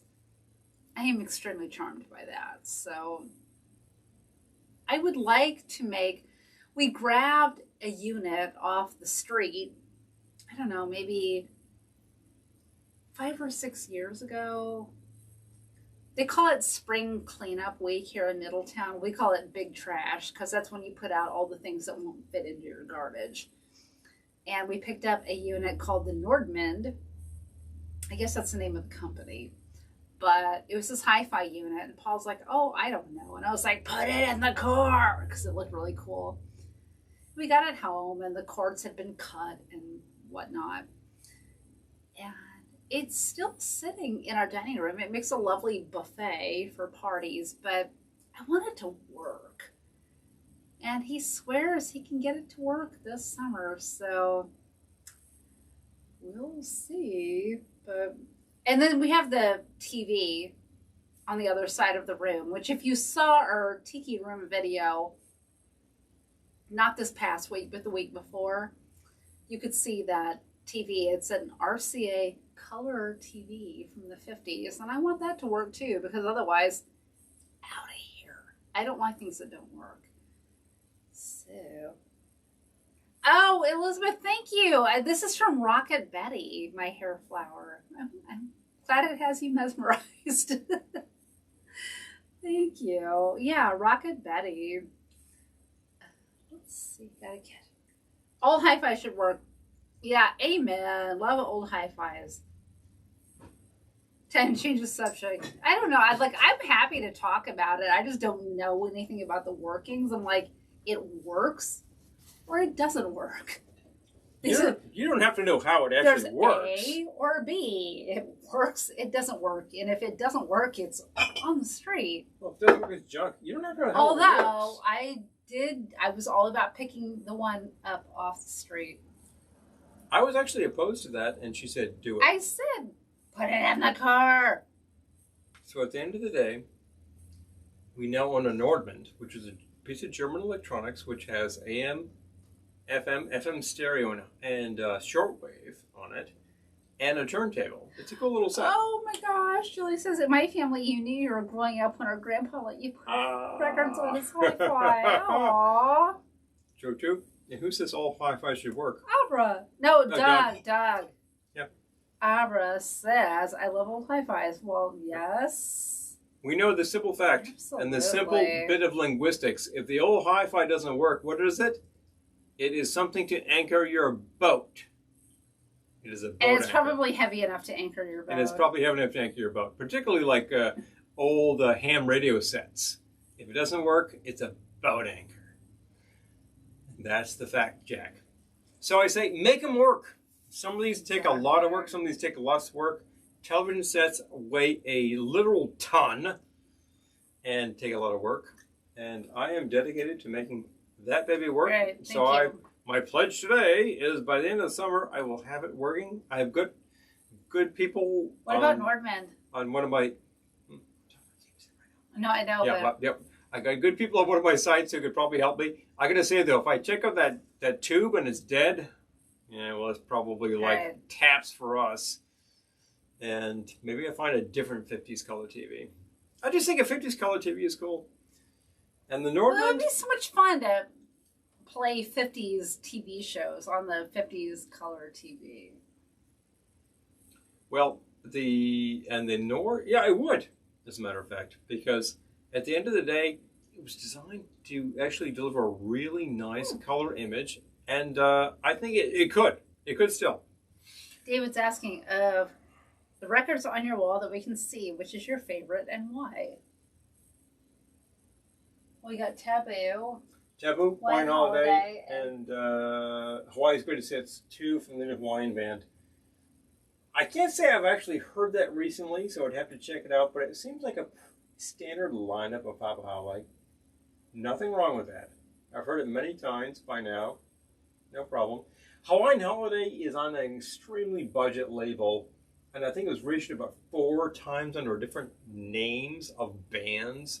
So it's one of those things they were trying to trick you into keep buying the record, which is kind of ridiculous. I'm sure there's nothing wrong with the music on there. Taboo is not as good as it should be, but it's pretty cool. I think it's a great, fantastic cover. And it's pretty cool as an exotica record.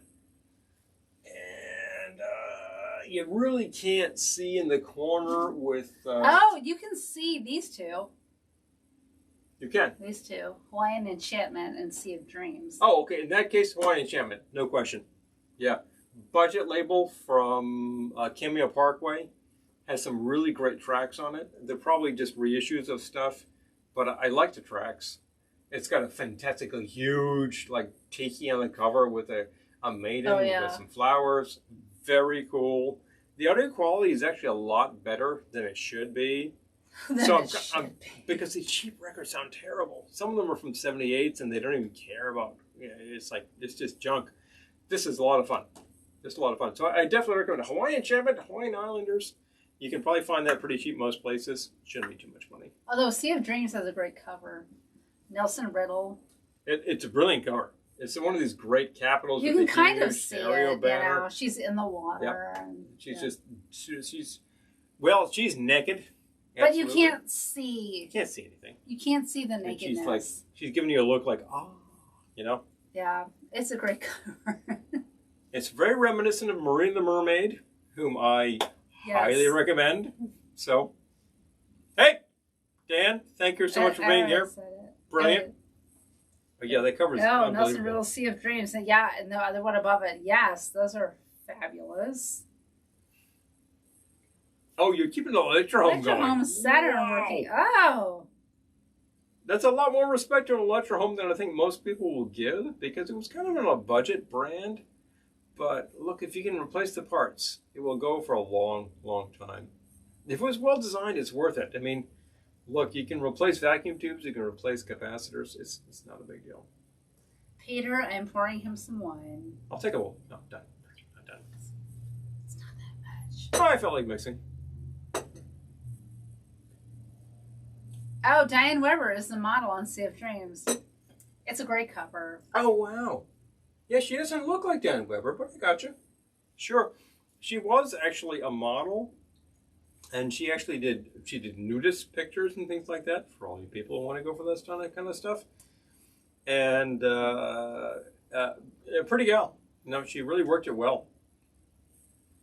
Dancer. Hey, Peter. We will see you soon. Well, I could probably mix another one if I thought about it. If I was dumb enough to do that. If you were dumb enough to do that. I'd need a double old-fashioned glass. I don't know where I could find one of those. Do you want to mix another one? Oh, shucks. It's the after hours crowd. Watch everyone leave. Hey, look, it's the shank of the evening. That means something. It means they need more ice. I'll go. If you would. I think you have to go to the big fridge. Okay, I got this. Here's an archipelago glass from Washington, D.C. location. Fantastic. I think Dan has left us by now. I don't mean he's gone. He's just left the broadcast. But this is very cool. So let's actually mix up something kind of fun. We've been talking about Mai Tais all evening. The Trader Vic Mai Tai is the way to go. Oh, yeah. Yeah, seriously. I love that quote. And I know where he got it, too. It's Shank of the Night, which is the lyric. And he's right. At the end of the evening, at that little tail end, it is the shank of the night. What do you do with that? You keep mixing or you go to bed? Well, here, we keep mixing. Let's try it. Let's make it happen. We've been talking about Mai Tais. If you read the Jeff Berry books, he talks about the Mai Tai specifically because it is one of the drinks. You had the Fog Cutter, the Mai Tai, and the Zombie. The one of these that actually lasted more than anything else. Out of all of these drinks, in all of the classic bar guides, you'll find a Zombie. And you think the one that was completely mysterious, why does that turn up all the time? Because it was featured at the New York World's Fair in 1939. So everybody knew about the zombie. Everybody wanted a zombie and blah, blah, blah. And then there was a legend about how it was so strong, you can't have more than one, blah, blah, blah, blah, blah, blah. Yep. Oh, thank you. Yeah. You're welcome. Zombie, blah, blah, blah. The zombie, blah, blah, blah. So that's a big thing. Hey, Rusty. Hey, Rusty. Well, actually, Rusty, we're still working overtime here. Apparently we are. If you have been working overtime, we're about to work a pretty unusual drink. So you may have some fun with this. But we're talking about what is sort of the quintessential drink here and there.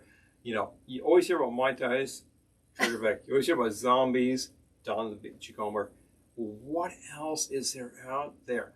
Fog Cutter is the other one that turns up a lot in the classic kinds. Oh, the Fog Cutter, yeah. It's a classic strong drink. It is strong. You shouldn't have 5 of them. It's not crazy. It's a pretty tasty drink. I will actually say, like, Vic really got something going on there with some flavor combinations. It's good. Definitely worth your time. Slightly underrated. People have a lot more Mai Tais than zombies. That's Zombie true. is like a complete ounce of 151 and 2 other ounces of rum, so it's a little heavy. Gotta say, what I would like to do is get some ice in there. You're doing this in a double old-fashioned glass? I am. What are you making, by the way? I would like to make a drink that was apparently the inspiration for the Mai Tai. Ooh. Oh, is that the... If we want to go like pre-Mai Tai, Right, pre-Mai Tai. we might have to think about the fact that Vic Bergeron visited Don Beachcomber in 1937. Is this the... Yes, it is. And he actually... I guessed it. Smart gal. He had an existing joint at the time called the Dinks, and he went to Los Angeles and he checked out, because he was in Oakland at the time. Oakland? Yeah, right. And so he goes to Los Angeles and he sees this joint called Don the Beachcomber. Yep. And he checks it out and it's just completely decked out the way his place is, but it's serving tropical drinks. And he says, well, what's this, what's this, what's this? So supposedly, according to Jeff Berry, he might have had a drink that he thought was pretty great, and he decided to ape that action. Don Beach was not exactly going to give him the formula. Now, please steal my business. Yeah, right? But Vic was a real wheeler dealer, so he thought, I could probably figure that out. So he came up with something. Jet Pilot. Yeah, zombies are a wrecking ball. You're right. The Jet Pilot is in the family. Most people don't think about that too much. How about Blood of the Kaputiki? In the family. Absolutely. And the Jet Pilot, particularly if you dial down the 151, is a great, great option. Ooh, Elizabeth's making a modified black magic because coffee. I love coffee. You know, coffee. And I love a black magic. Coffee is a fun base for a lot of these things. Particularly coffee or coffee liqueur. Probably both. It's a bunch of fun. No, sir. And I wish I did. Oh, he's talking about the Shirley Bassey Nelson Yeah. Riddle album. I think Shirley's just brilliant. Mm-hmm. I think she's just one of those artists who people think of as the one song, but she's really great. So I got to say, yeah, big cheers to Wales because bang. So what are we doing here? Apparently, circa 1937. Oh no. I'll be typing until 3 in the When morning. Vic Bergeron visits down the Beachcomber in Hollywood, he has a drink. And the drink that he has inspires him to create the Mai Tai. And the drink that he has is not something called the Mai Tai. It's probably something called the QB Cooler. Cooler. What the hell is that? QB is Quiet Birdman. This is a Legion of World War I aviators. Well, that is pretty obscure. But a Legion of World War I aviators has to be a drinking club, and they had a drink. Vic Bergeron, Don the Beachcomber created it, and he came up with something that is just some stupid rum drink. And we're going to do it right now. Give me the recipe for the stupid rum drink. Shall we go with? Go with it. Okay. An ounce of grapefruit juice. Do we have that? Yep. Did you grab it? Yep. Half ounce of lime juice. Okay, hold on. Quoting from the master here. Okay. Half ounce of honey mix. Okay. Quarter ounce of falernum. There's no booze in this so far, by the way. No. Ounce of soda water. So far, it's kind of virgin. Okay. Half a teaspoon of ginger syrup. Really? Half a teaspoon ginger syrup? Mm-hmm. Ounce of gold rum. Hold on. 1 ounce gold rum. Okay. Ounce of light rum. Okay. Half ounce of Demerara rum. Jeez. Okay. It goes on, doesn't it? Okay. 2 dashes of Angostura bitters. Hold on. Oh my gosh, this is the longest drink recipe ever. There's one thing for absolute positive about Don Beach is that he actually made these damn things complicated. So did Trader Vic, but he actually tended to back off a little, I think. Don Beach dicked around with these things forever. And that's why you find about 3 or 4 things called zombie in various guides that are probably authentic to Don Beach. 2 dashes of Angostura bitters, you said, right? Yeah. Are they all authentic? Well. All right, what are we doing here? Shake with ice. Pour? Yeah, you could do that. Okay. Although I don't have a shaker, so I'm going to building glass and stir. All right, but I'm going to say shake with, because ideally you would do that. Ideally you would do that. Let's build this SOB, shall we? Okay. All right. What do we got for gold rum?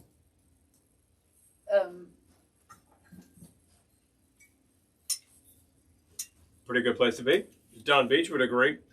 Okay. So you heard that, right? Mm-hmm. If you didn't, I'm going to repeat it. It's a long recipe. 1 ounce gold rum. Don Beach loved long, complicated recipes. Light rum. So you couldn't figure it out. Half ounce. That's my thought. Demerara rum. Mm-hmm. 1 ounce grapefruit juice. Half ounce fresh lime juice. Half ounce honey mix. Quarter ounce falernum.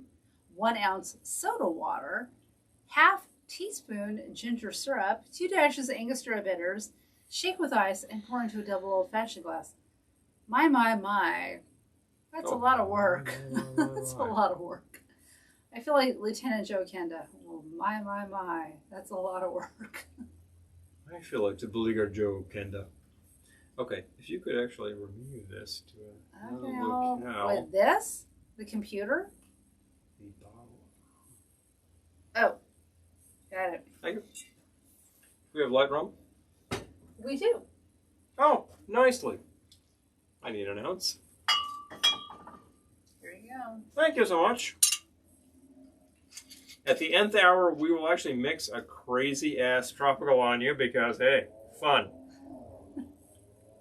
Very few people will mix and we'll say ass, which we wouldn't ordinarily do. Very few people will mix a QB cooler on you because it's a stupidly complicated drink, which I like a lot. It's a complicated drink. Yep, I like a lot. So I will do it. Okay. That took up a lot of space on our recipe sheet, I'm just saying. Jeez. I'm not going to say. All right. Half ounce of Dem rum. Okay. Dem rum. He's just shortened the name to Dem rum. Gotta find it. I gotta catch up. Yeah, seriously. Not that much lighter. Not that much lighter, yeah. There we go. Half ounce of the Dem. Ooh, wait. Using some lemon heart here.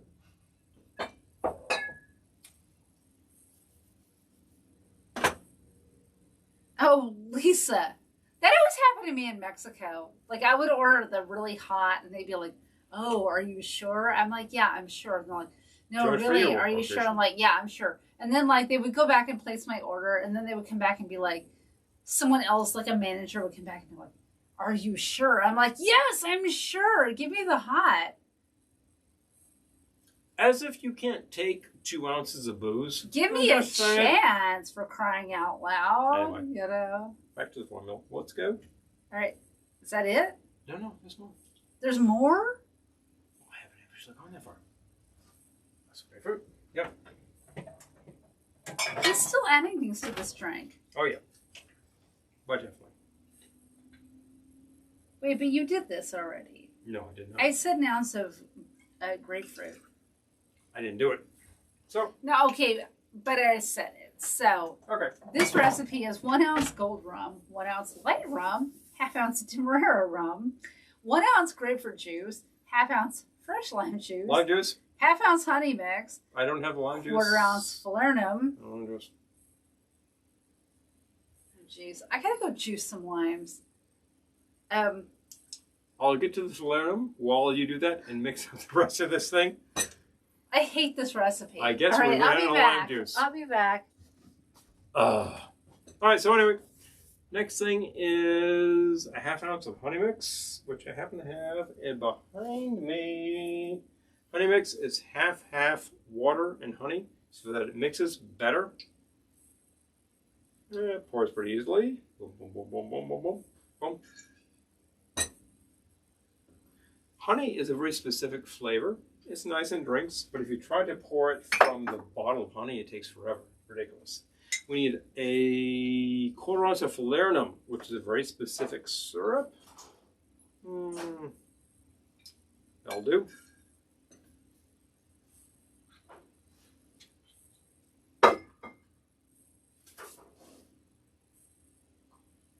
Ounce of soy water.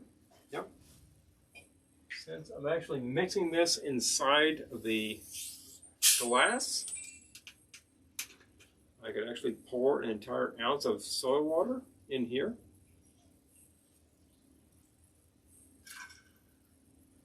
Because I'm not actually shaking it up. And it should be fine. 2 dashes of Angostura. We certainly have back here.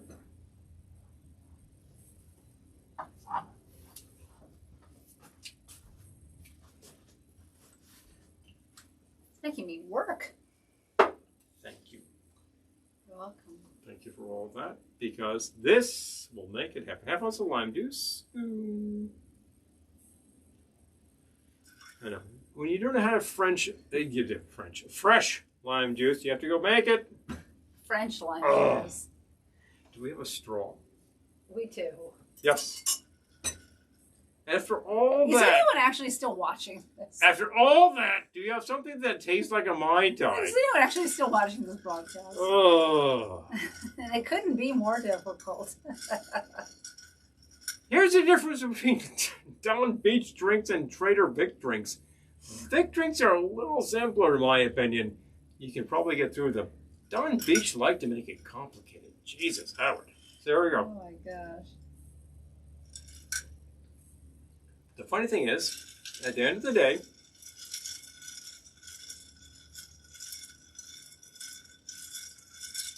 at the end of the day, ...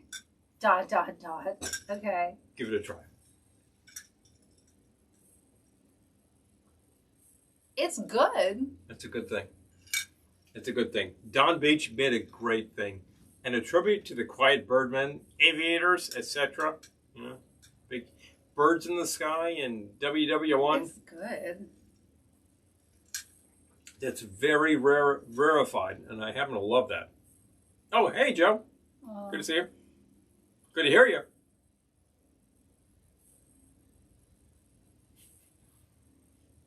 So that's it. QB Cooler is a little complicated. Probably more so than it needs to be. Oh, Ryan, thank you. I love it. Like, I enjoy this part of the evening too. We can just, do whatever. In the shank of the night. Shank of the evening. Yeah. something crazy happens. Well, the Birdmen were always flying at crazy hours at high altitudes. I like the way you tied that in. And funny things happen at crazy altitudes and high altitudes, you know? It's, Like, really? Or did you make that up? No, it really does. People see weird things. And at the end of the day, I kind of think of... It's like the Twilight Zone. I kind of think of the Twilight Zone. I was about to say, I just said, it's like the Twilight Zone. You know, just you don't know what's going on, and you think, I don't know. You look out on the wing of the plane. Maybe there's a man there. Yeah, maybe there's a man there. And maybe you're actually just flying, and you don't know what is happening. Is that the Red Baron? Is that not? And maybe you're actually testing on a new jet fighter, and you're flying really high, and it goes out of control, and it spins like crazy, and you're Chuck Yeager. And the thing completely crashes in the desert. The Right Stuff. I love The Right Stuff. I want to fire out space now. I love The Right Stuff. Next week we're doing shipwrecks, but then we got to do like The Right Stuff. Aviators who strap themselves to what was basically a rocket is a certain amount of bravery. Yeah. And to such things are the QB cooler and the jet pilot dedicated. Yes. Because... Oh my gosh, that drink. Yeah. All right. Well, you will get this recipe tomorrow, Rob. There's a lot of stuff in there. I like this drink a lot. There's a lot of stuff in it. At the end of the day, this is supposed to be what actually inspired the Mai Tai. And the fact is, I don't think that just tastes like a Mai Tai, but I think Trader Rick invented a fantastic thing that probably might have been inspired by, and it's fun. It's fun.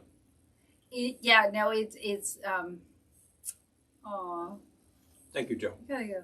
Thank you, Joe. I'm so glad you're here because, look, I really want to rejoin game day with a passion. And I know it's going to take some time. The man out there on the wing. Exactly. Exactly. It's either William Shatner or John Lithgow. Take your pick of the, overactors. Oh, man. I saw that. Okay, so... Oh, hi, Rachel. Mm-hmm. Hey! When we go to Lake George in June, we're going to the Star Trek tour in Ticonderoga, New York. And when I went to their website to reschedule our tickets, because we had tickets for last year, but anyway, whatever. We're going this year.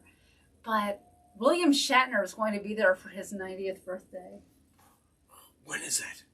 It's sometime in July. Oh, man. I know. That's crazy. The man is still kicking around. He's doing it. It's just fantastic. Oh, a Shipwreck on the Rocks from Trader Sam's. Oh, I love Trader Sam's so much. Oh my God. It's so late. The lights went off in our room. You got to go hit the lights again. Go do it. Because these lights are about to go off too, right? They are.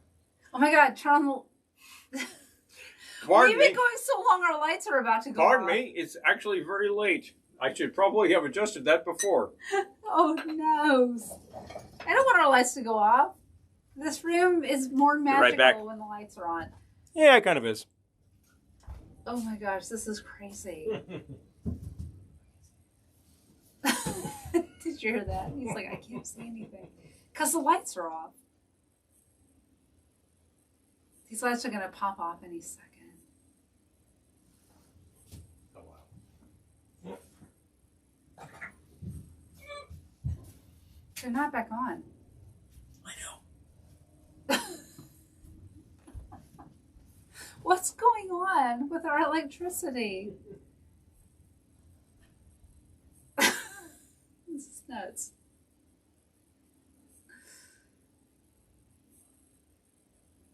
I know. I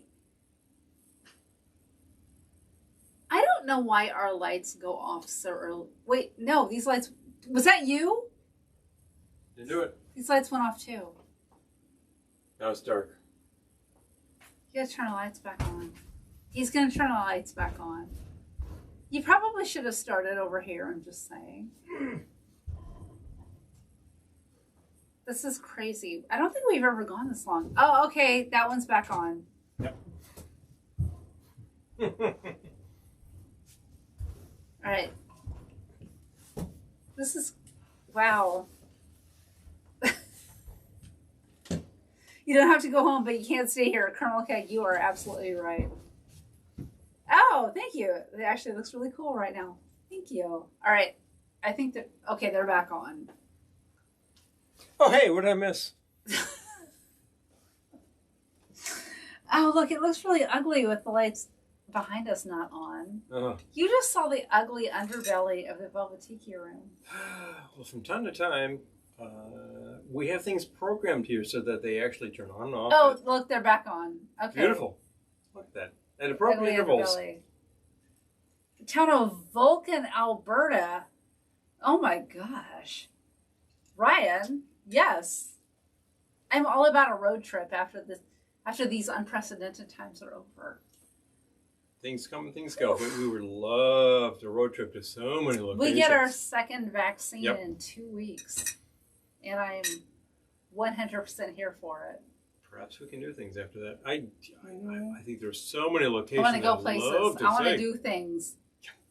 The clapper. Rusty, you are right. It didn't work. I could have clapped all night long. It wouldn't have worked, but... Oh, jeez. Oh my God, you guys. We love you guys, so I don't mind you seeing the ugly underbelly of the Velvetiki, which just needs to be the name of a drink. The ugly underbelly. The soft white underbelly. Oh my gosh, and you... Oh, it was Facebook. Are we dead in the water? No, I don't know. Well, no. Whatever. Big fun. What else? Get out of the house. The phone call is coming from the upstairs room. No! The upstairs room might be terrified. I'm coming to get you. We're not going to do Freddy Krueger tributes right now. I'm just saying. That's right too now, much. But, you never know. Well, later on, when it's the anniversary of Nightmare on Elm Street, 1, 2, 3, 4, 5, 6, 7, 8, 9, 10, 11, 12. That, we might do that. I don't know. The clapper. I'm going to love that sort of thing. The lights go out because we have to go to bed sometimes. On an ordinary day, on a broadcast day, we're here for the duration. We will do. We did, he surprised me with a remote control in the bedroom because I was like, we have these pink lights, and I was like, I just wish I could turn these off from bed. So he surprised me one day by setting them up on a remote so I could do that. I thought you needed it. It made me very happy. Currently available and very easy technology and cheap. So yeah, I think it was like $12, something like that. $12 paid off. There's no reason you shouldn't be able to do this. It's just it's control via Bluetooth. Come on, big deal. Big deal. Big thing. We've actually had, you're just drinking straight wine? I'm just drinking straight wine because I would like to be functional tomorrow. Mm-hmm. Oh, Elizabeth love you Velvetones too. Oh my gosh. We're going to do some Velvetones very soon because it's time. Well, it's been a while because we've been working on a lot of projects, but the Velvetones are very near and dear to the heart. Yes.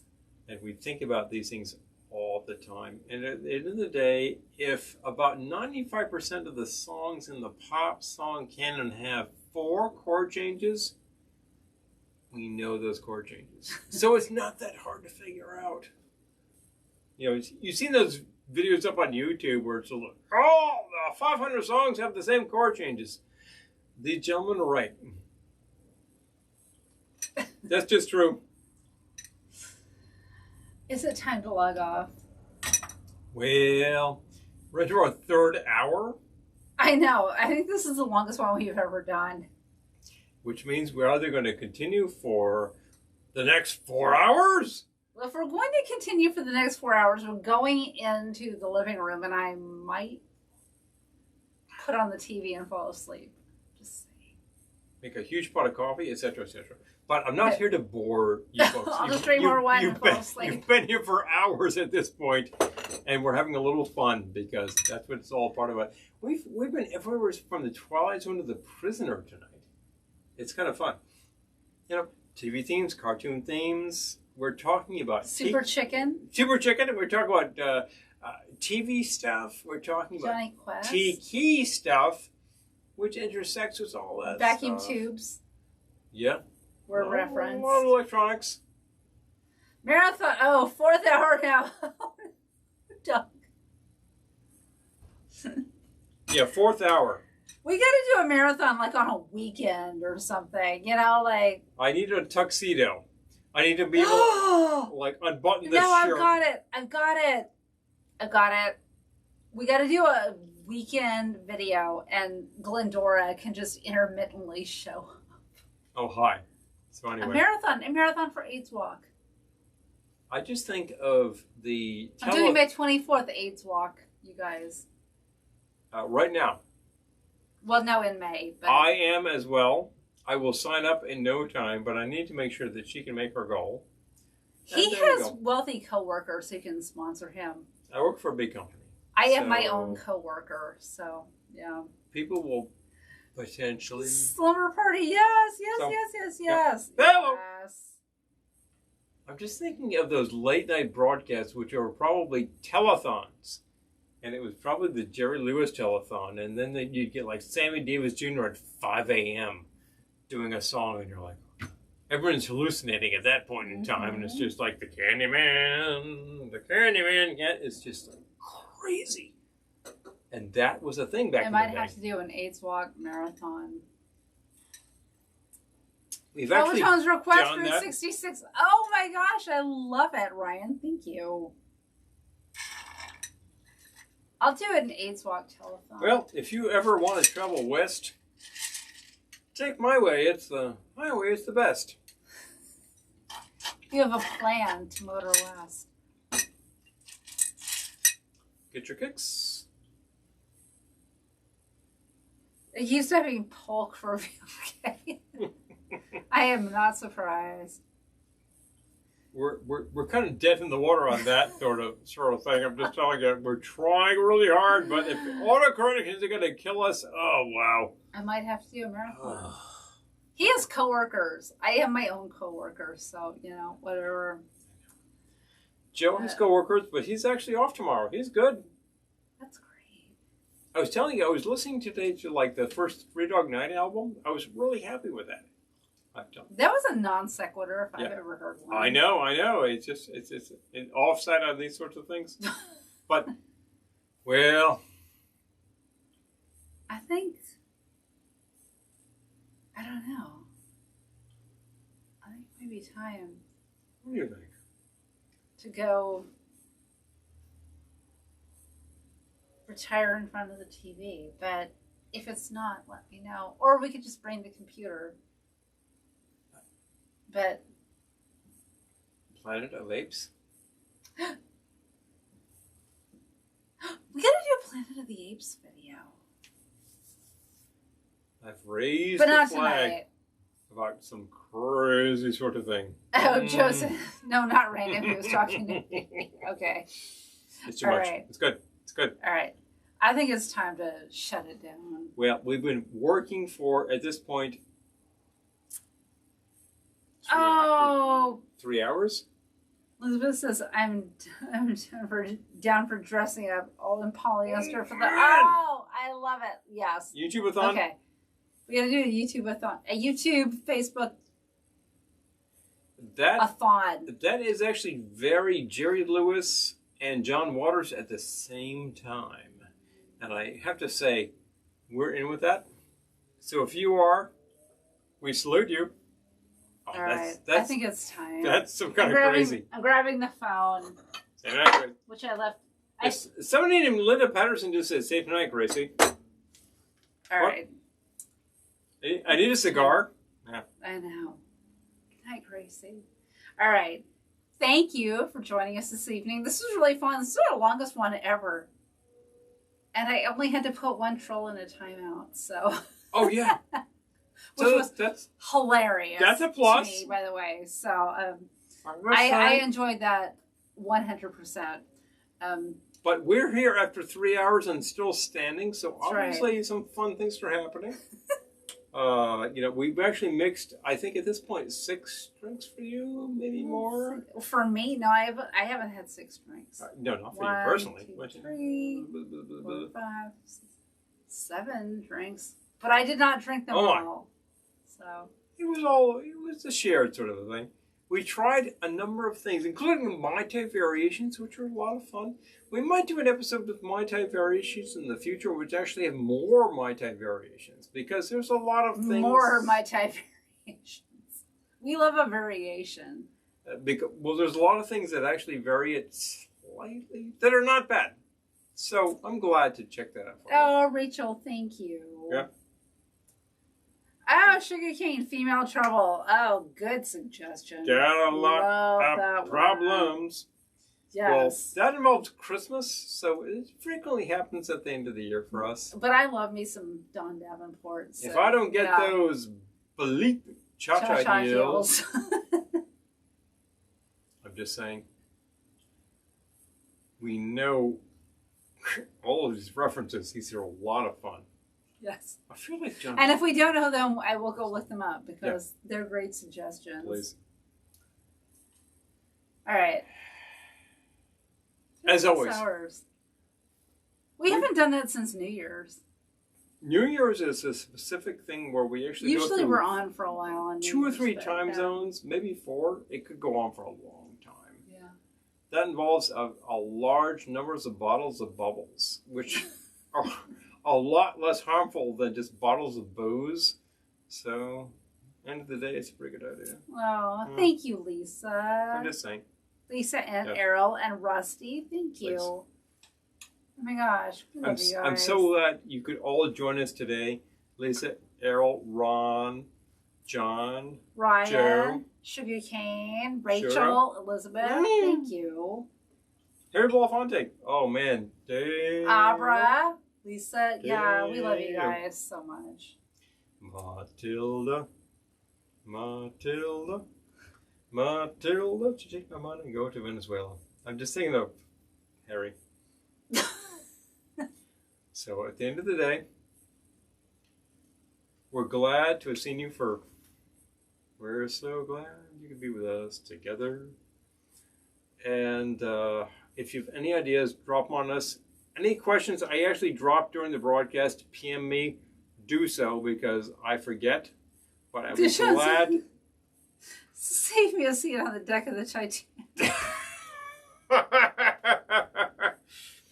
Oh, you got it.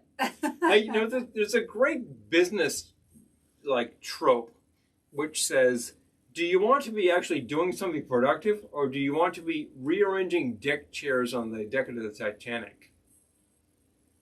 And I think about that, I'm like, you could waste a lot of time doing things that don't matter. So that actually counts. It really does.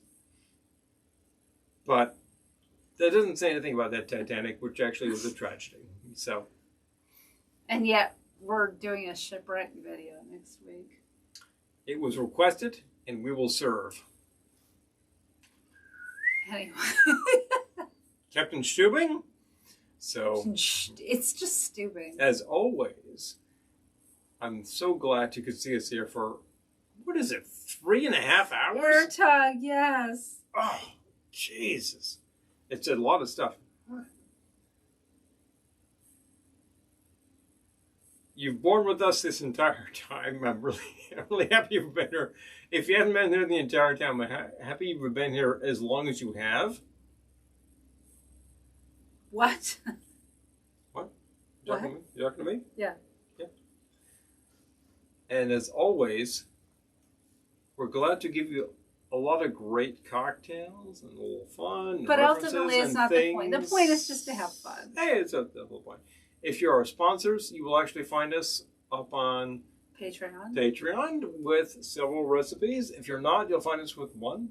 If you'd like to be Patreon sponsors, of course, it is always available at patreon.com/Velveteen Lounge. And that helps us do what we do. And yeah, that's it. We'll see you before long with Ferris and Sundry, definitely Glendora, and some Velveteen Lounge. And it will also... we'll be here Friday with a lamp tutorial and a fabulous cheese ball recipe. And then next Wednesday, we'll be here live again. So as always, with shipwrecks. We will see